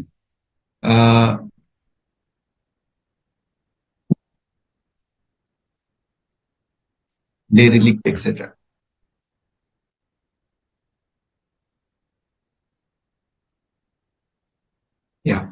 Come to page number 18. Come to page number 18, 1-8. So here, this one small topic where goods are brought, the concept of goods brought into India is not confined to goods which are intentionally brought into India, but also extends to derelict, jetsam, floatsam, wreck, brought or coming into India. Intentionally, unintentionally. Unintentionally are covered here. So I'll explain these definitions and we'll come back to this again. Derelict. Derelict refers to any cargo, vessel, etc. abandoned in the sea with no hope of recovery. So there is a derelict means it's like maybe damage sort of thing. There's a cargo or vessel which is abandoned in the sea, with no hope of recovery. Why it is abandoned? Probably, like one example, COVID point in time. There were instances where a ship which was carrying some goods along with passengers, there was a diagnosis of entire crew with COVID. Now, because of life threat or various reasons, they have damaged themselves or they would have damaged the vessel itself. Now, this the vessel is not permitted to get into the seashores. Now, the crew have decided and something went wrong, and that that particular cargo or vessel is not in a position to take back. Now, that's called derelict. Jetsam. This refers to goods jettisoned from the vessel to save her from sinking. Jetsam refers to jettison, that is throwing goods. Now, at times it so happens that there is a weightage which is beyond the permissible weight. So to protect the ship from sinking, they throw the goods out of the ship. I repeat, the goods are thrown out of the ship. For what? To protect this vessel or ship from sinking. That's called jetsam. Floatsam. The goods which are jettisoned, the jettisoned goods which continue floating in the sea are called floatsam. So here, the goods which are thrown away are being carried by the tides. That's called floatsam. Wreck. This refers to the cargo or vessel or any property which cast at shore by tides after shipwreck. So the ship which is broken or damaged, etc., due to the tides, it gets cast into the seashore. Now here, all these are instances which are unintentional. I throw the goods just to save the ship, but unfortunately, without my knowledge, the goods continue to get flowed, which is called floatsam, and reach the seashore, that is the customs territorial waters. Now, in these cases, that's section 15, the third entry. The day you make the payment, that's your relevant date, section 15. This is what we need to understand. Examination. Again, 1 mark MCQ based on this derelict, jetsam, floatsam, and wreck. Let's come back to our section 20, concessional rate. Now, when I say there is a concession rate, this entry, page number 12, all of you come to page number 12. Concessional duty payable in case of re-importation of goods exported under drawback, exported for repairs, etc. Now, there is one particular scenario where they say goods are exported under claim for duty drawback, under claim for refund of integrated tax paid on export goods, under bond without payment of duty, or under any of duty exemption certificate, duty-free import authorization, EPCG, or FTP provisions, RODTP, ROSTL. These two topics I'll explain in FTP provisions. Any of these cases, when the goods are exported and those goods are coming back, maybe for sale return, maybe for repair, whatever the reason, what does the customs duty have to pay? Amount of incentive availed at the time of export. So this provision says that when those goods are coming back, whatever incentive you have enjoyed at the time of export, that needs to be paid as import duty. Why? For an instance, I exported goods with payment of IGST. When the goods are coming back, whatever IGST benefit I've got, I have to pay back. That's called my customs duty. In case of point number 4, that is in relation to benefits of your foreign trade policy. Like this duty exemption certificate, advance authorization, all these are covered under foreign trade policy. So in case of this point number 4, amount of IGST and compensation is leviable at the time of place of importation of goods subject to specific conditions. Like example, say EPCG. I imported a capital goods with a benefit of 0 customs duty. Because I have not paid customs duty, whatever goods have come back, the IGST and compensations is leviable at the time of importation. I have to pay back as my import duty on re-import. This is in relation to these particular goods. Moving further, goods other than those falling under serial number 1. Any other goods other than whatever prescribed there, duty of customs, basic customs duty, IGST compensations is, which will be leviable if the goods are re-imported after repairs which were made up for the fair cost of repairs carried out, including cost of material used in repair. Whether such costs are actually incurred or not, insurance in free both ways. So here, this second scenario, my plant and machinery purchased, say from UK. This particular plant and machinery, this is under warranty. This is under warranty. Now, when I have sent this to UK, so there is a transport freight plus insurance, which is around, say, rupees 25,000. There is a repair which is done, which is worth some 2 lakh. And there is a goods which are replaced, which are also again under warranty, which is worth around, say, 1,50,000. Total put together 3,75,000. This provision says that though this is free of repair and this is actuals, the provision says that on entire INR rupees 3,75,000, the relevant customs duty has to be paid. The relevant customs duty has to be paid. Any other goods, no need to pay any customs duty. This is what Section 20 talks about, concessional payment of customs duty. Examination, any of these 3 provisions, expect 1 4 marks question, where Mr. X, who is a manufacturer in, say, Goa, Panaji, he has exported goods worth 25 lakhs on payment of IGST applicable at the rate of 12%. Also, he has claimed benefit of EPCG worth rupees 2 lakh. On pointing out defect by the customer, that particular machinery was brought back. Examine the relevant customs duty payable on that particular machinery. The normal applicable rate of duty is 40%. So answer, should I straight away pay on 25 lakhs 40% or on 25 lakhs whatever IGST I paid at the rate of 12% plus the benefit of EPCG where IGST of 2 lakhs benefit was taken. These two alone have to be taken. This would be tested as one problem in your examination. Let me see any doubts before we go further.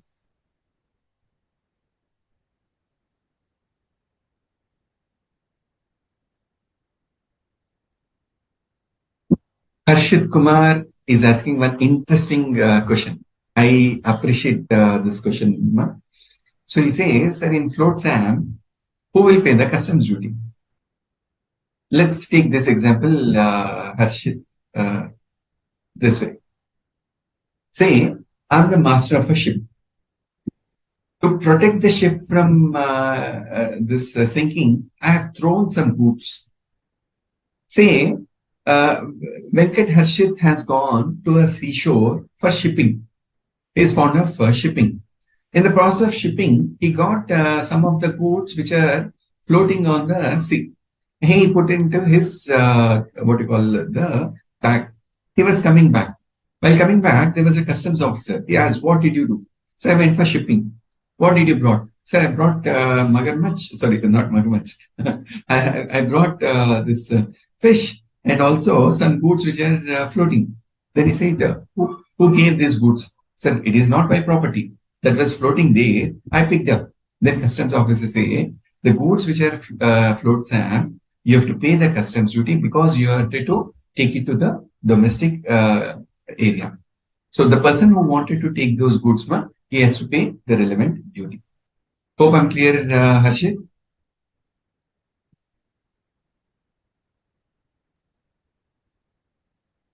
Let's come back. Conditions to be satisfied in the above cases. What they say, time limit for re-importation. The goods which you have exported should be brought back in 3 years. Extended time limit of 2 years. Goods which are imported should be the same as what it was exported. There should not be any transfer of ownership. In case of this repair, say for a moment, like Namrata is exporting a plant and machinery from UK. Namrata, when she is having this warranty, if Namrata sells the goods to Mansa says it is under warranty of 2 years. So let me get that free repair. Answer would be no. Only if Namrata happens to be the owner, Namrata can enjoy that free warranty service without payment of customs duty. Assuming that the machinery worth 25 lakhs gone for repair and that 25 lakhs is imported by Mansa. Mansa needs to pay regular customs duty on that machinery of 25 lakhs. This is what this provision says. Re-import of goods by 100% EOU or FTZ. This particular above conditions are not applicable in case of the re-import made by a EOU or for a free trade zone unless otherwise specified. Or when the goods are exported from a public-private warehouse. Now, this is a little interesting. 1 mark MCQ question. This would be tested for MCQ. I have a material which is imported to a warehouse. When I have put in a warehouse, it is not deemed to be a import. Take an example. So on 11th June 23, goods have been brought into warehouse. Some process is done on this particular goods, sent on 20th June 23, exported back, exported to customer. Customer said there was a damage. These goods are re-imported. Now, when goods are re-imported, at this point in time, I cannot take benefit under Section 20. Section 20 says, only if those goods have been paid. Because it is under warehouse, you never paid the customs duty at first stance. At this first entry itself, you didn't pay customs duty. Because it is coming for the second time, re-import, you will not be allowed for benefit under Section 20. Re-importation goods which fall under 4th schedule of central excise, tobacco and petroleum products. For this also, I will not get benefit under this particular 20 of Customs Act. Next, clarification regarding 45/2017, goods sent for exhibition. Now, this goods sent for exhibition or consignment basis, goods sent for exhibition or consignment. Please refer Schedule 3. Read with Section 31, where goods sent on a delivery challan, not for supply. Not for supply. Why? Under Section 7, no consideration. And not for supply. All this discussion revolves on this small element called exhibition or consignment basis. That means to say sale on approval. So here, when the goods are taken out of India, which is on a consignment basis or exhibition purpose, it is not meant for supply. When it is not meant for supply, there is no consideration. When there is no consideration, it is not a GST applicable item. So considering those explanations, this particular notification 40/2017 have said that no need to pay any import duty on this particular consignment, which is meant for export, export.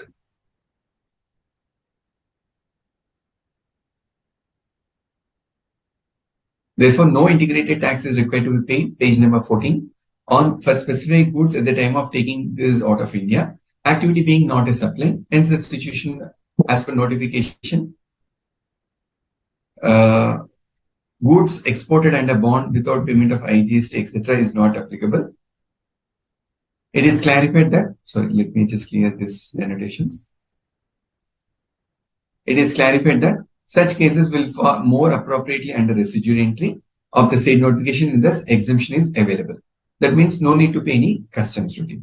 This is one clarification given in relation to goods exported for warranty, etc. Why Schedule 3? Again, now Mansa, probably this exhibition, consignment, etc.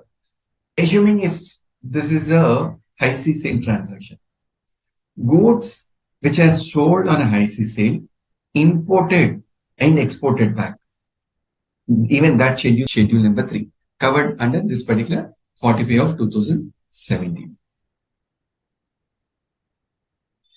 Then moving further, exemption to re-import of goods or parts thereof for repair, recondition, etc. Now, from here, we will study on this particular line where I'm a seller. I sold the goods. The goods are returned only for the purpose, like not for the rejection. It is for repair, reconditioning, reprocessing, remaking. So in that case, section 20, what does it say? Goods manufactured in India and re-imported, manufactured in India, re-imported for repair or reconditioning other than specified goods. There is a notification where they have given a reference to some specified goods, where they say, barring those specified goods, you can enjoy this concession. The time limit is within 3 years in case of export. Within 3 years, the goods should be imported back. In case of Nepal and Bhutan, this 3 years should be read as 10 years.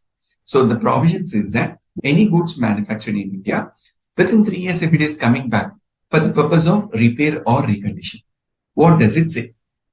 In that case, the goods must be re-exported within 6 months. Extended time limit up to 1 year. So those goods which are imported within 3 years, I have to rework, that is repair, and send it back within a period of 6 months. And the assistant commissioner or deputy commissioner is satisfied as regards identity of goods. Imported at the time of importation executes a bond. This is a procedural aspect.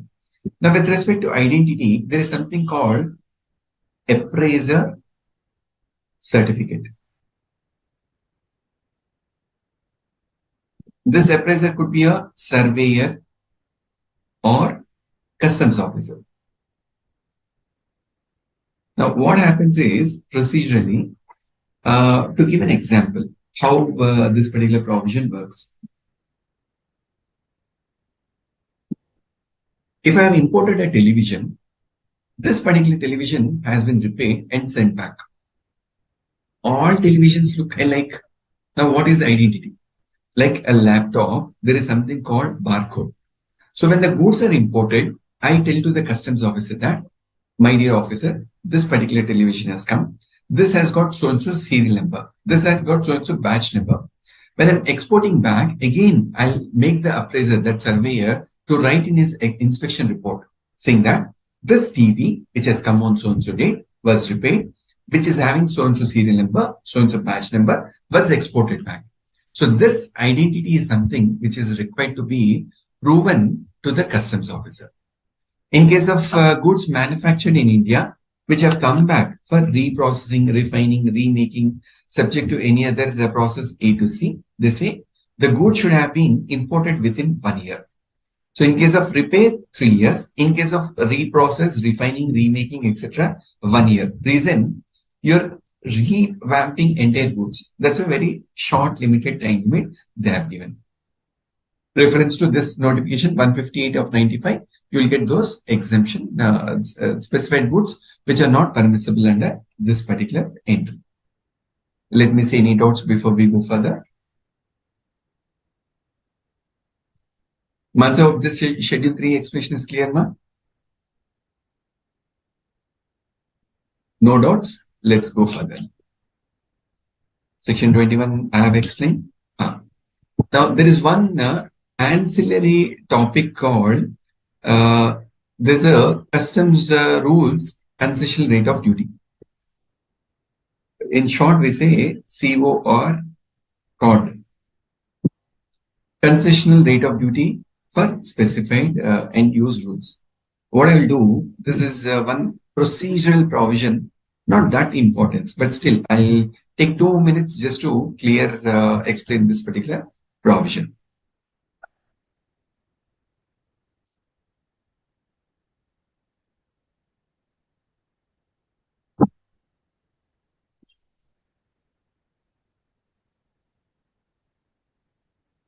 Say, import of goods at concessional rate of duty. Import of goods at concessional rate of duty.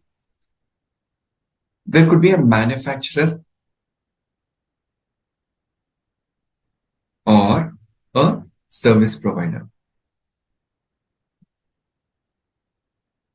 Now, this particular manufacturer or this particular service provider. This particular manufacturer or service provider, who other than SEZ, EOU, etc., who wanted to import goods for either manufacturer or rendering service, which in turn gets exported out of India. So here, assuming I buy goods at regular rate, 18%, 25%, 40%. Now there are various rates applicable on my inputs. So here, these all goods are used and then exported back. Then what is this particular customs duty? Whatever duty I pay, this is going to become a cost. Not to get that, this customs concession rate of duty on few rules which specify that. Let there be a manufacturer service provider who file a application online, who generate some reference number. This particular reference number is going to indicate what activity is taken care and how the goods are exported. Once this activity and procedure is approved, there is an approval which is given online, which consists of this RFN number. So what this particular manufacturer service provider has to do, every bill of entry has to quote his reference number, which is approved for importing these goods at a concessional rate. Importing these goods at a concession rate. What he will do? He will maintain records, and on monthly basis, he file a statement with the respective jurisdictional customs officer. The jurisdictional customs assistant commissioner or a deputy commissioner will be monitoring, supervising this manufacturer or a service provider for goods received, that is goods imported, goods put to for process, goods sent for job work, goods returned back, and goods exported thereof. In this process, what is the normal loss? Also, who is the job worker who is doing this activity? And stock of unconsumed goods. So this is what we will enjoy. Now, at the end of your process, if there is any stock which is not consumed, you will pay the relevant duty. You will pay the relevant duty along with interest. Why? I have given a benefit to consume, because you have not consumed. From the day you have imported till the day you pay the goods, along with interest, you need to pay this particular customs duty. This is what the provision says. So what if you are not in the position to use these goods? Transfer these goods to end user, to specified end user. Probably, let's assume that Mr. X has imported the goods, and there is one more gentleman called Mr. Y, who is also into this activity of importing the goods, processing, and then exporting. With the prior permission of consent ACDC, these goods will be transferred from Mr. X to Mr. Y. This is option 1 available. Option 2, sell these goods in a domestic tariff area. Sell the goods in domestic tariff area on payment of relevant duty. On payment of relevant duty. This is what we need to understand. Now, there's one more provision where this provision says that what if this is a example, this is a case law which is picked from exemption provisions. Assuming I have imported a DG set. I have imported a DG set. This is a captive consumption unit. Captive consumption unit. I use a DG set for power generation. Power generation, this power I use for manufacture activity. I use for manufacture activity. And after manufacture, I export the goods out of India. Now, in the process, when the power is generated, assuming that there is a periodical excess power. And this excess power, if I sell to ESCOM is the power suppliers who monitor power on behalf of the local power grid. Now here, this DG set which is used and the power which is sold to additional person, is this a violation of COD rules? Answer is not a violation. Reason, the Honorable Supreme Court have said that the DG set which is imported, which is meant for undertaking an activity, excess power, everyone knows that cannot be stored, cannot be consumed, that has been sold to ESCOM. But the main intention of this DG set was power generation, which is also used for the intended use, and those goods are exported. So any process, anything which is sold to a domestic tariff area, duty need not be demanded. Duty not to be demanded. This is one learning from this particular provision. I'll come back to the material. Customs duty at concessional rate of duty. All these provisions I just summarized in a simple term. It's all theoretical provisions, easy to understand. So I'll just summarize it in a simple manner for you to understand. Next. Now, sometime back, I was referring to Ram Parivar, section 12, read with 13, 22, 23. Now comes your remission, abatement, and exemptions in relation to levy. First element of them is pilferage. Duty on pilfered goods. Come to page number 31. Come to page number 31. Let me see if there are any doubts before we go further.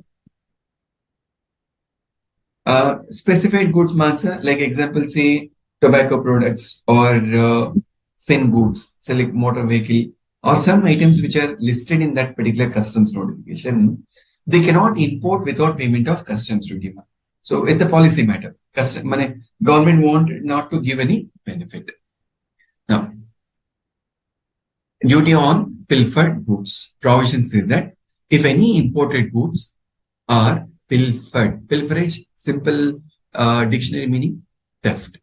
After unloading, thereof and before proper officer has made an order for clearance.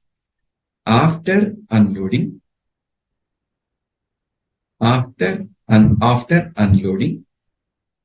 but before proper officer made an order.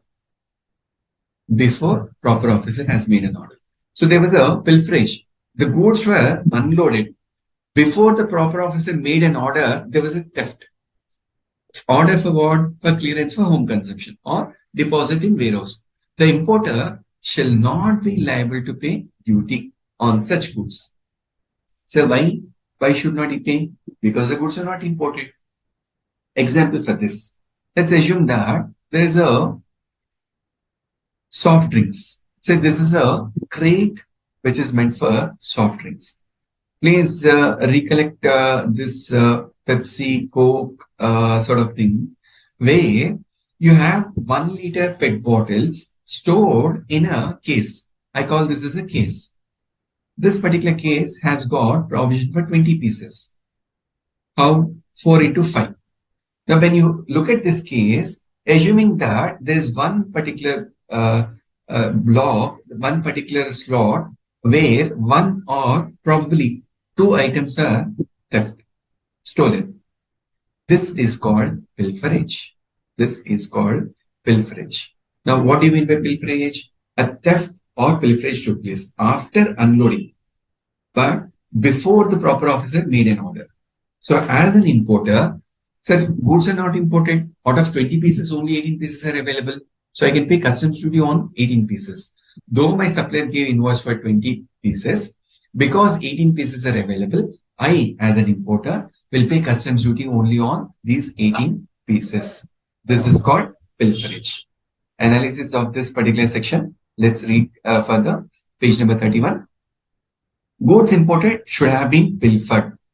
Pilferage should have occurred after unloading, but before the proper officer makes the order for clearance.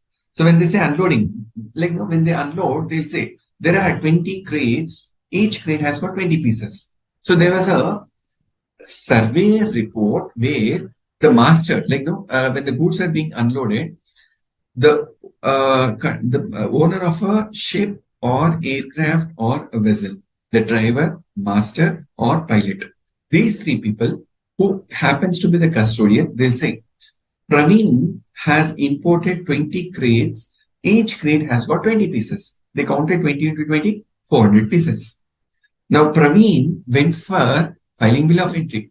He found that out of 20 crates, 15 crates, one bottle each was missing. So out of 415 were missing.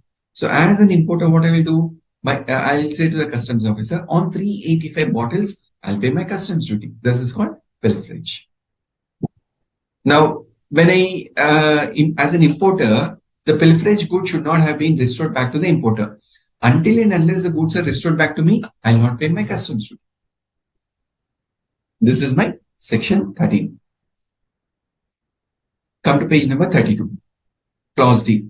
If goods are pilfered after the order for clearance is made, but before goods are actually cleared, duty is leviable. The customs officer has passed an order. At the time of passing an order, intact 400 pieces are there. After passing the order, something was happened. Then the officer said, look, when I ascertain 400 pieces are there, you need to pay customs duty on 400 pieces. Section 13 deals with only pilferage. It does not deal with loss or destruction of goods. When I say loss, entire crate is lost, or destruction, there was a damage.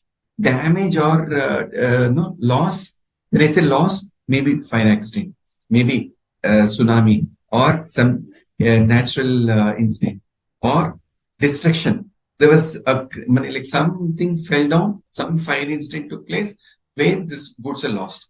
In case of that incident, section 13 is not applicable. Only for petty theft, section 13 is applicable. Provision of section 13 would not apply if it can be shown that pilferage took place prior to unloading of the goods. They say that pilferage is not applicable when the pilferage took prior to unloading of the goods. That means to say the master or the pilot, at the time of unloading itself, the goods are lost. So the goods are never imported. Then provisions of 13 is not applicable. 13 comes into play only after unloading pilferage took place. In case of pilferage, only 13 applies, and claim for refund under 23 not permissible. I have to pay customs duty, no refund permissible. Section 13 applies to goods which are under custody of custodian under section 45. Duty on any pilferage of the custody of custodian is payable by custodian. This point number 5, in simple terms, it says that I have paid the customs duty. Now there is a custodian of a customs station. Any theft happened in the jurisdiction of a custodian, then customs duty has to be paid. Instead of importer paying the customs duty, custodian has to pay the particular customs duty. Then, provisions of section 23. Let me see any doubts before we go further. These are all simple provisions, not much complicated. Section 23. Remission of duty on goods lost, destroyed, abandoned. Goods lost, fire accident, your natural disaster, destroyed. There was a damage because of some incident, or goods have been abandoned. In these cases, levy is there, but levy is by way of a remission. Couple of examples. Say, Mansa has imported a car. She has imported a car which is worth 2 crores. In the process of unloading, say crane is lifting the car. There was a malfunction of the crane. The car fell down. When the car fell down, entire chassis got blown off. Glasses were broken. Tires were thrown away. The car is not in a position to be used. Now, customs officers say, because the car was imported, duty is applicable. Because the goods are damaged under section 23, I remit or remission of that duty is permitted. Provided Mansa should prove to the satisfaction of the AC or DC. My lord or my dear officer, I am not the crane operator. The crane operator was operating. By some unforeseen incident, it got slipped, my car got damaged. By virtue of section 12, though customs duty is leviable, I seek for remission on that particular damage. This is another example. Third example. Say, for a moment, there was a consignment which is coming from Germany. And Rahim sought for this particular consignment. Rahim was very clear in his contract, said that in 3 months from the date of this order, the goods have to be delivered at my customs port. After a point in time of 5 months, there was an intimation to Mr. Rahim through a CHA, Customs House Agent. We call a CNF agent. CNF agent informed Rahim that, sir, आपका consignment आ गया है, क्या करूं? Rahim was very upset. मैंने तो बोला कि 3 महीने में मेरे को डिलीवरी चाहिए, 5 महीने के बाद मेटीरियल आ रहा है, back to back supply.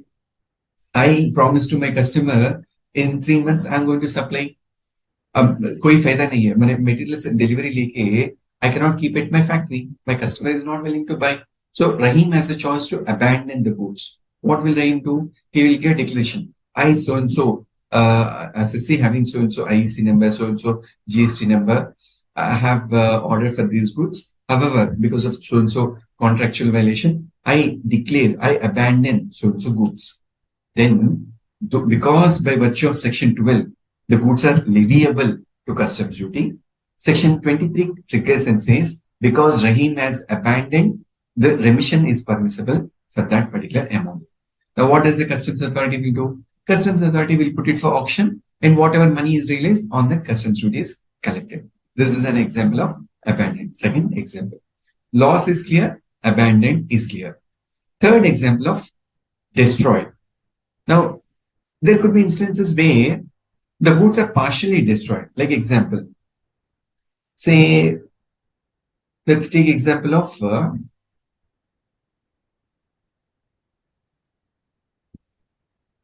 glass. Like, this, what you call Saint Gobain glass. Now, there are in a particular shelf, 50 glasses stocked.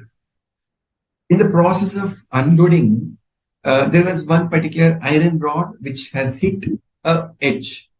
That iron rod made 10 glasses to be partially broken. There was a damage.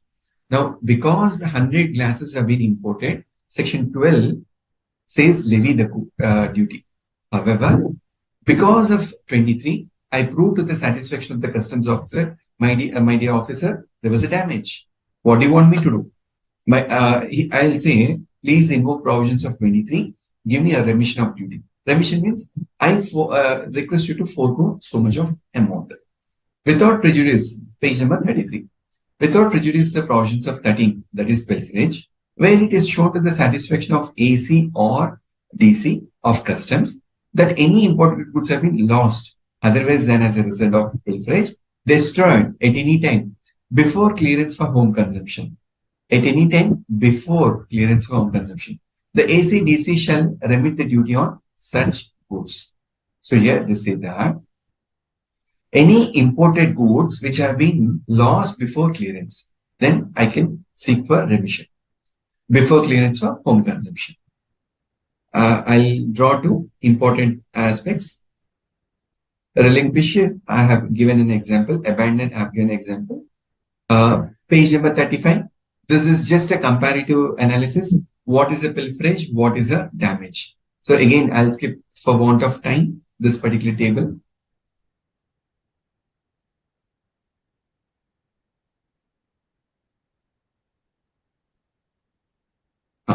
In case of section 23, look at the page number 36. Subsequent restoration of goods. In case of destruction of goods, restoration is not possible. Please underline the term not possible. So why is it not possible? Fire accident यार पूरा जल गया है, material पूरा राख हो गया, क्या करेंगे? So it is not possible for restoring back. Damaged. So there was a natural calamity due to floods. Entire box was thrown away. Money it was washed out. कहाँ से लेके आएंगे? Box का पूरा box ही missing है. So chances of recovery is not there. Time of occurrence. This is important. Important goods must have been lost, destroyed at any time before clearance. In case of pilferage, this is after unloading, but before clearance. In case of 23, this is before home consumption. Examination students, please keep in mind, there will be 1 mark MCQ question. Based on this time of occurrence, 1 mark MCQ, where to confuse you, they will say there was a theft which happened before unloading. Please understand, pilferage triggers only after unloading. If any theft has occurred before unloading, no section 13. Goods have not been imported. Where is the question of 12? Section 12 comes only when the goods are imported. That means it has come into customs area. So only in case of 13, after unloading, pilferage is triggered. This is my MCQ question from examination point of view. Section 22, abatement provisions. Abatement of duty on damaged or deteriorated goods. Section 22. Now here, there is a slight change compared to 22 and 23. Now 22, there is a reference of a term called abatement. Abatement. That means to say, the goods are lost, the goods are damaged, or there is a deterioration. There's a deterioration. Couple of examples. Say I have imported goods which are having a shelf life. Example, fruits. There are most of you, when you go to a restaurant, there are few vegetables which are served, which are not grown in India. So there is a special importation. Similarly, some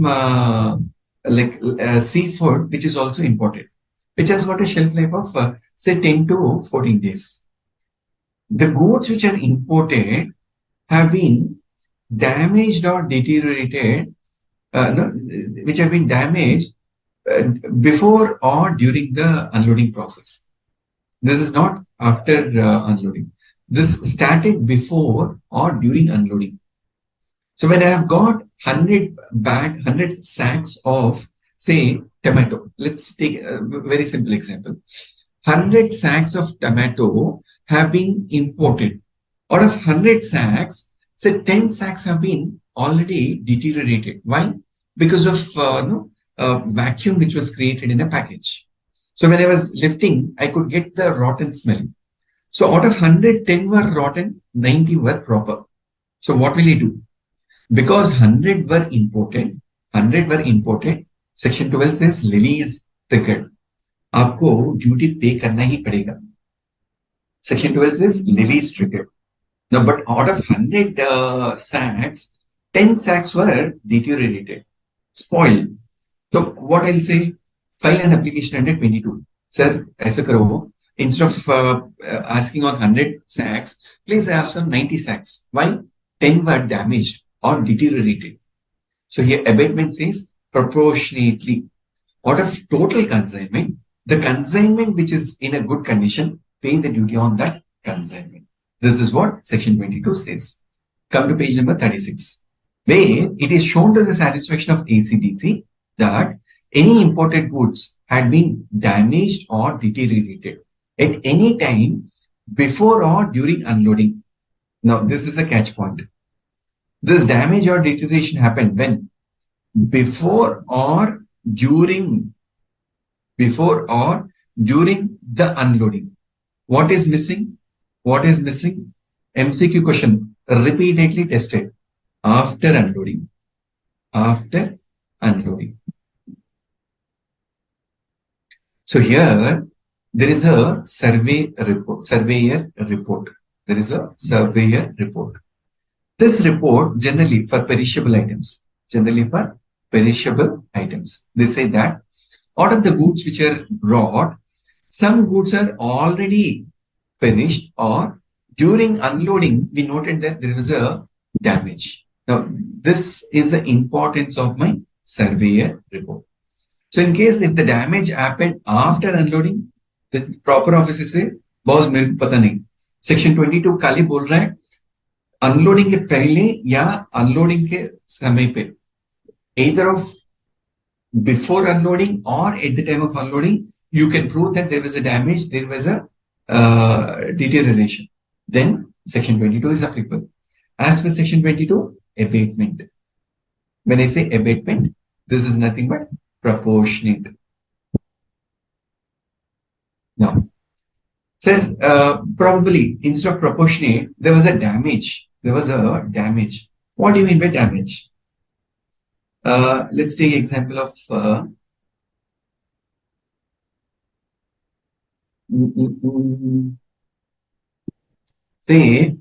let's take example of a vessel, utensil, like a kitchen utensil. Kitchen utensil which is used for storing water. This particular utensil, which is in a round shape, this is my utensil. I'm not a great artist. Say there was a dent. There was a dent over here, or there was a dent over here.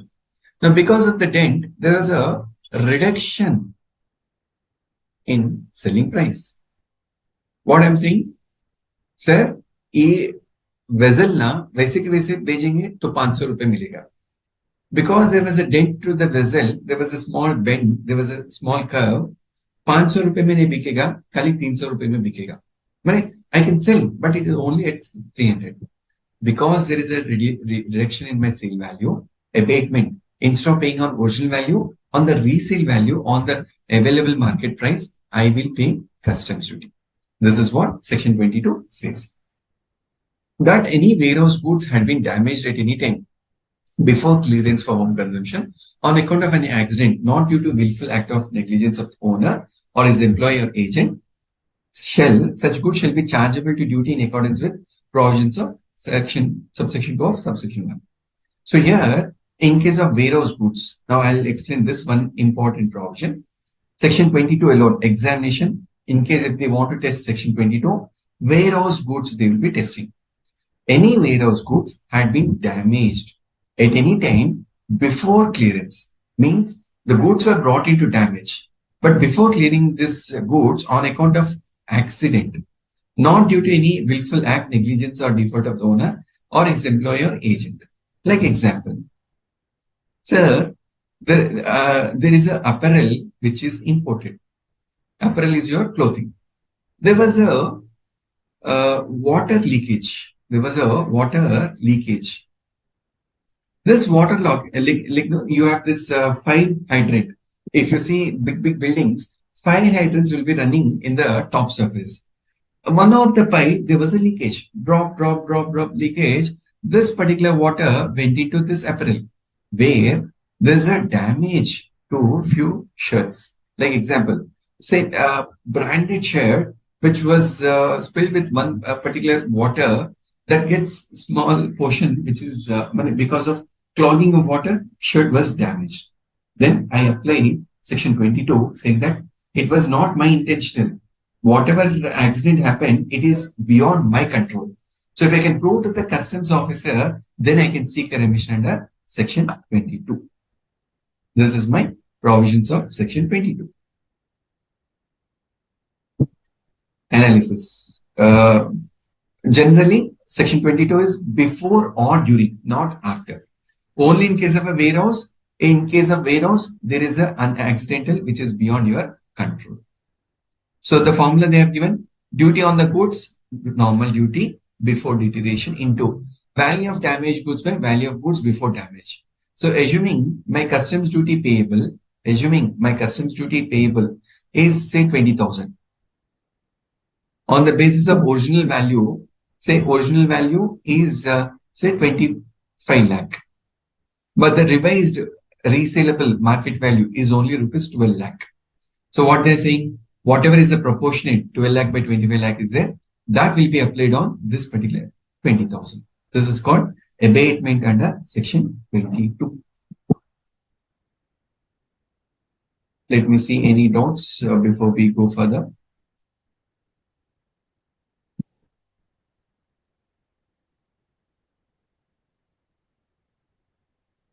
There's one question from Harshit Kumar. In case of a car example, after remission of duty, who will get the damaged car because it can repair again and make usable, whether importer will get or they will put for an auction? Nice question, man. I appreciate. Man, it indicates that you are falling in place with the subject. Again, there's one movie which I referred earlier. There's a movie called Badmash Company. Just a cue from that particular example. So in that particular movie, I'll just give that example of movie and then I'll clarify your doubt. So here in this movie Badmash Company, the hero Shahid Kapoor, he orders for pair of shoe. By mistake, instead of pair of shoe, one leg shoe gets imported. Say right leg, left leg should be imported. Only left leg shoe is received. This fellow will go for clearance and says, sir, मैंने तो right leg and left leg order किया, only one leg shoe has come. I cannot sell to any physically handicapped people. That's a large consignment. I don't want. So he'll abandon that particular material. Once it is abandoned, this is put for auction. The friend of hero goes for an auction, purchase that. Similarly, the same case, one another port, instead of left leg, right leg is imported. Similarly, the importer will go, he will abandon. The same friend will go, he will buy. Both the shoes abroad, assembled and sold in the open market. This is one example from this movie. Coming back to your example, Harshit Kumar, car is damaged. Once the car is damaged, remission is applicable. I seek remission under 23. So here, once I seek for remission, whatever is the damage value, or maybe it's Section 22. The original value is 2 crore. After damage, it is worth only 20 lakhs. So what the customs officer will say, pay the customs duty on 20 lakhs and take this particular car. So as an importer, I decide whether to pay customs duty on 20 lakhs and take that car, get it repaired, use it, or abandon this car, let someone whoever is interested buy the car. This is what is my answer. Hope this is clear, Harshit. Section 22 is clear. Section 23 is clear. Now, Section 24 is one minor provision which talks about denaturing or mutilation. This is one interesting topic, very, very interesting topic. I'll just read this and explain this provision. Section 24, page 39, page number 39, sorry, 1.39, page number 1.39. Section 24 says, Customs Act 1962 empowers central government to make rules for permitting denature or mutilate the imported goods which are ordinarily used for more than, underline the term, ordinarily used, for more than one purpose, for more than one purpose. They say that permitting which are ordinarily used for more than one purpose as to render them unfit for one or more such purpose. If any imported goods can be used for more than one purpose and duty is leviable on the basis of its purpose of utilization, then denaturing or mutilation of such goods is useful. By denaturing, goods are made unfit. Now, one example, say methyl alcohol. Methyl alcohol. This particular alcohol, as the name says alcohol, I can use for medicine, homeopathy medicine. I can use for preparing aroma for the scent items or for human consumption. So when I have this alcohol, it's a formula. If I add some tincture to that, it may become a medicine.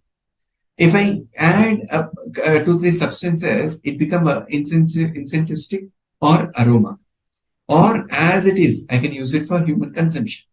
So these are the multiple usages. Now medicine, taxable at 5%.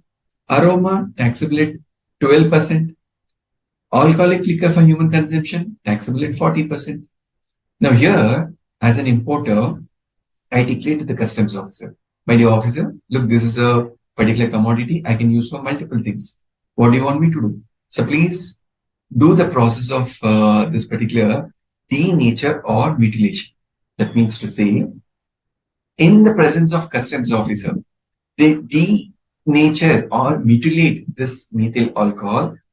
If I want to use for medicine, they add a particular chemical composition. I cannot retract back. I cannot travel back from medicine to methyl alcohol. If I want to use it for aroma, there is a chemical formula. I apply that particular mutilation. I can use only for aroma. If I don't want to use for medicine and aroma, I import as it is, pay customs duty 40%. This is covered under section 24. Next. We are at 8:45. Students, I would be requiring 15 to 20 minutes to cover this exemption notification. Bear with me for this. Let me see any doubts before we go further. Hope this is interesting, ma? Not boring. And also you're understanding the provisions. Section 25. Central government power to grant exemption.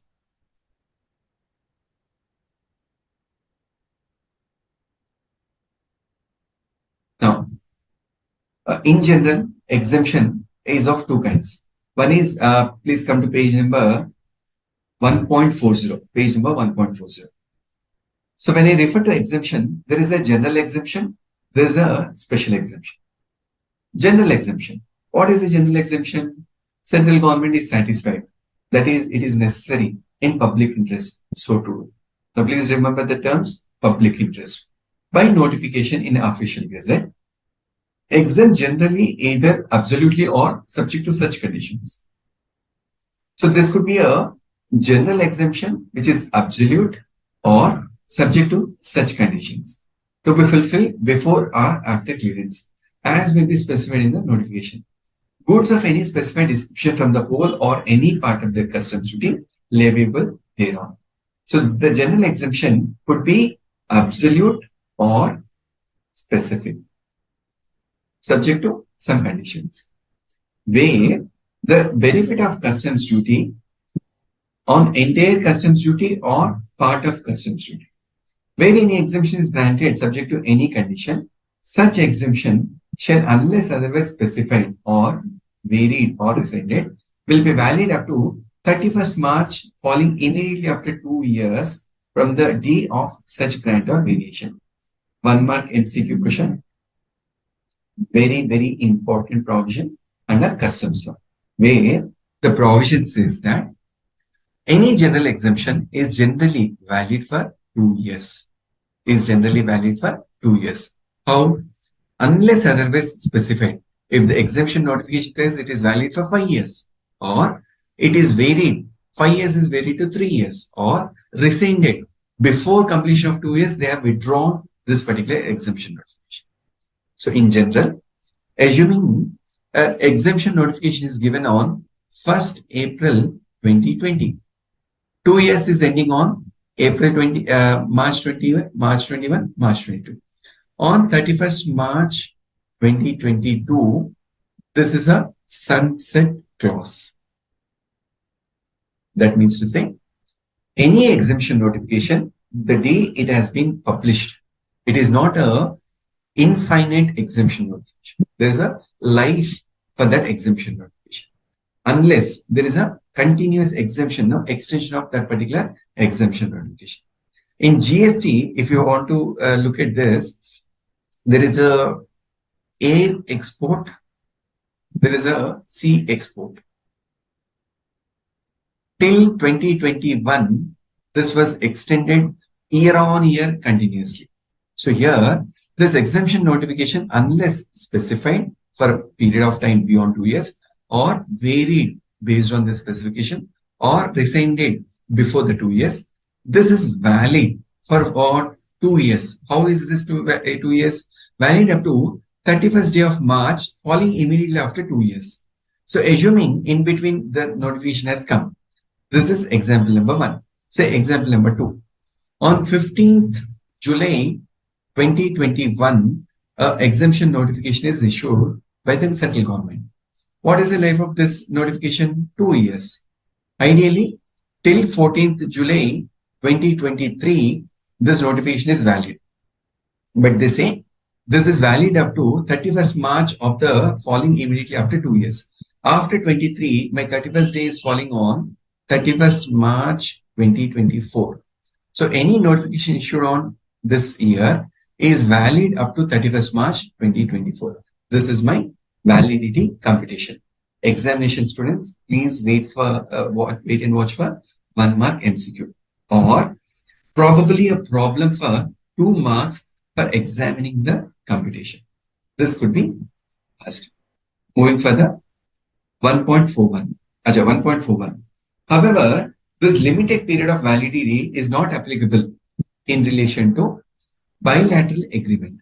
So if there is a exemption notification between India and Sri Lanka, India and Japan, because of a bilateral trade agreement, this general notification has no sunset clause for 2 years. As long as this treaty is there between India and Sri Lanka, India and Singapore, that continues. This is example number 1. Example number 2. Obligations under international agreement or treaty, even then it continues. Privileges of constitutional authorities. Privileges of constitutional authorities. Constitutional authorities. Example, defense, navy, or police. That continues and without this general exemption. Schemes of foreign trade policy. Any scheme of foreign trade policy, for a moment, I'll give an example. APCG license. APCG license has got 5 years test period. Till 5 years, no need to pay customs duty as long as you meet with the foreign export criteria. Now there, I'm going beyond 2 years for setting up 5 years. So any scheme which is regulated by foreign trade policy will override this customs general exemption notification. Then central government scheme having validity of more than 2 years. Like example, Ujjwal. Or you have this connectivity of airports. Udan. Udan is one particular scheme where all nook and corner, the small tier 2, tier 3 cities are connected. If Udan has got 5 years validity, probably because it's a central government scheme, the general exemption, though it has 2 years, this will override that particular 2 years point in there. Re-import of temporary import of goods or goods imported as gift of personal baggage. Personal baggage, please keep in mind, there is no limitation. Any duty of customs under law for timing enforced under 3 subsection 7 or other duty of customs reviewable under section 12. Any exemption under any other law which is in continuation. Example, say under GST, there is an exemption for 5 years for a BTP, which is your, what you can say, incubator. An incubator which has set up a factory in a particular location, GST law says 5 years exemption. Then that GST law will override this particular exemption notification. That is my general exemption. Then special exemption. If the central government is satisfied, it is necessary in the public interest so to do, it may, by special order, in each case. Please underline the term special order. This is a reference of general exemption, special order. Special order comes by virtue of a specific provision. We'll say, in the public interest so to do by a special order, they will specify. In each case, exempt from payment of customs duty. In each case, exempt from payment of customs duty. Special order. In each case, that means there's a list provided. Exempt from payment of customs duty, any goods on which duty is leviable under Section 12, under circumstances of exceptional nature. Exceptional nature. Example, your COVID medicine to be satisfied in such order. Further, no duty shall be collected if the amount of duty leviable is equal to or less than 100 rupees. If the duty is less than 100, no customs duty. This is by way of a special order. Both above mentioned exemptions may be granted by providing for levy of duty on such goods at a rate expressed in a form or method. Like they'll say exemption up to say rupees 100. This is a form. Or exemption up to 5 kgs per importer. So there could be a modus operandi where on the basis of quantity, on the basis of quantum, on the basis of length, on the basis of value, this customs exemption can be provided. This is what we need to understand. Difference between general and specific special order. Now, examination. A theory question. Examine the provisions of customs law for providing an exemption. So this particular aspects are discussed. Where the page number 1.41. Power for granting exemption is vested with central government. This power is vested with central government. This power is vested with central government, subject to overall control of Parliament. So when they say subject to overall control of Parliament, I can have a notification, and this notification has to be presented in Parliament. That is both lower house, upper house, and Parliament should approve that particular exemption. And this generally is in public interest. Is in public interest. So this, when I say public interest, this is a policy matter. This is a policy matter. Like one instance to give clarity here. For a moment, say there is a person called, say, like Mansa. Mansa has filed a PAL, special permission for intervention, saying that please direct to exempt a particular drug from duty. Now, when she has filed a bill before Supreme Court will say, I cannot interfere. I cannot interfere. Rather, this is a policy matter of government. So, Supreme Court will say, I will recommend, or rather I'll pass on this to the government to take a decision. But this cannot be interfered by courts. Now, government, when I say, this is again rooted back to Parliament. So Parliament can make a decision with respect to exemption. This is a background and autonomy how exemption notifications are functioning. Moving further. What are the grounds for giving exemption notification? Moral grounds where duty should not be levied at all. Moral grounds. So what do you mean by moral ground? Anything and everything which comes to the knowledge of the people who sit at upper house and lower house, and also the customs officer. Some of the instances which may be where the goods do not reach the Indian soil at all, where the goods have reached the Indian soil but are not available for consumption, where the goods get damaged or deteriorated. Now, general exemptions. Discretionary provision. Discretionary, again, will and wish. When the exemption is used for controlling the economy. Controlling economy. Industrial growth of the economy. Onions, like sir, there is a shortage of wheat. Import from Italy. Give a concession of import duty. Give a complete waiver of customs duty. So these are all matters which are decided by state and central government. Now, institute. Now, this is the beauty I was telling. They have made utmost attention where they have brought in some Supreme Court judgments to say how do we read this particular exemption notifications. Let's read this one, Kasinka Trading Union of India, page number 1.42. Supreme Court held that power to exempt includes power to modify, power to withdraw. When I have given an exemption, I can modify that exemption. I can withdraw that exemption in terms of Section 21 of General Clause Act. It was held that even a time-bound exemption notification issued under 25 can be modified and revoked in the public interest and the doctrine of promissory estoppel. Doctrine of promissory estoppel cannot be invoked since the notification cannot be said to be making a representation or promise to a party getting the benefit thereof. Promise to a party getting benefit thereof. There are a couple of case laws. When I say promissory of estoppel, I did because there is a guidance or because there is a promise. Now, these cases, the Supreme Court have said that promissory estoppel, there cannot be a promise. There cannot be deemed to be a contract. Like example, Northeastern region. Say, if you set up a plant in Northeastern region, there's a concession in customs duty. Say, I have set up a plant within the second year of operation, this exemption was rescinded. Now, if I go to the court of law, court will say, look, there's no promissory estoppel.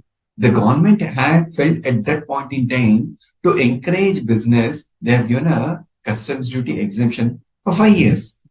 Looking at the growth which is happening in that industry, they have rescinded that notification after 2 years. So that cannot be challenged in the court of law, referring to this promissory estoppel.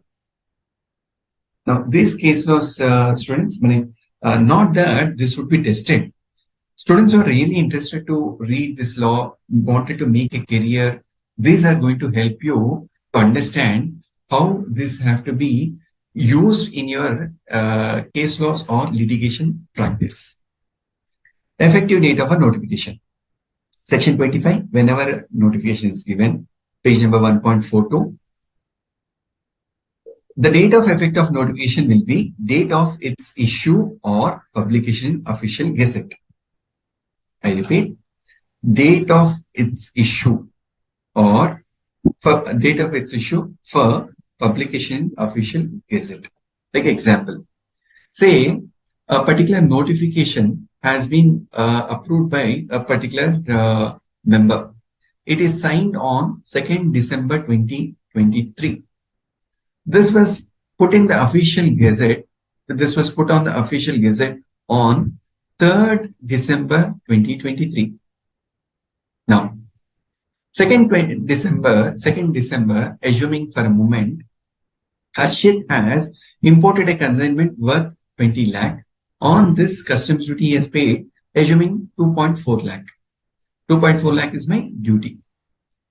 On 3rd December, this notification came into picture, but bill of entry is filed on 2nd December 23. Now, question comes here. Can Harshit go back to the customs officer and say, my dear officer, this exemption is valid from 2nd December. This was published only on 3rd December. This came into the official printing on 3rd December. Answer would be, because it was issued on 2nd December, you continue to enjoy the exemption from 2nd December. So what will Harshit do? He'll file a refund application and seek for refund of this rupees 2,40,000, which was paid as customs duty. Where exemption notification does not mention the date of its effect, the notification comes into effect from the date of its issue. So when a notification was published on 12th December 2023, though it doesn't say it is valid from 24th December or 15th December, the day this notification was published, from that day, this notification will be valid. Where the exemption is through special order, above rules do not apply. Special orders are issued separately for each case and communicated to beneficiary directly by the government. The beneficiary can claim refund for the period reckoned for date of its issue. So in case of a special order, unlike a general exemption. Like example, say COVID case or a particular child. So there is a small kid who's having a cancer therapy to be undertaken. For that particular cancer therapy, a particular drug needs to be imported. So when a special order is issued, in case a drug imported prior to that order, from that particular day till the child is treated, or a particular date mentioned in this particular order, customs duty is exempted. No need to pay any customs duty. Subsection 2A empowers the government to issue clarifications to notifications within 1 year from the date of issue of notification. And such clarifications will be retrospective effect. That means to say, once a notification or a order is given, exemption notification is given, to remove any difficulty, a circular can be issued. Whenever an explanation or circular is inserted, generally validity of that circular is 1 year. So any circular issued within 1 year, it has an implication of clarifying with effect from the date of exemption notification. I'll give one example. During 2020, GST Council have given a clarification of a particular commodity which is having a tariff heading of, let's say it's a cattle feed. It's a cattle feed, which is classified under 0 to 03 entry number, having an entry for 01, 02, 03. Any cattle feed which is other than rice bran will be classified under 02 and it is not exempted. It is not exempted.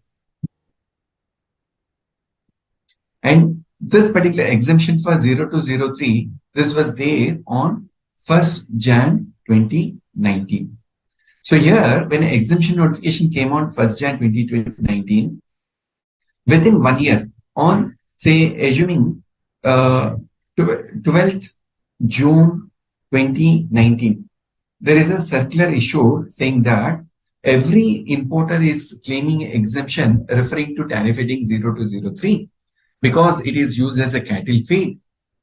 Please understand that this particular exemption notification is other than rice bran.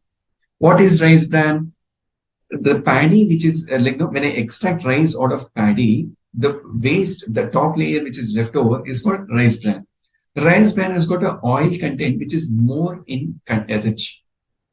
Other than rice bran, any other cattle feed imported exempted. So any imports from 1st Jan till 12th Jan, which is also included as a rice bran, if as an importer I have claimed exemption, this circular has a power to withdraw that exemption and demand back the customs duty on those particular consignments. This is the impact of my clarification issue.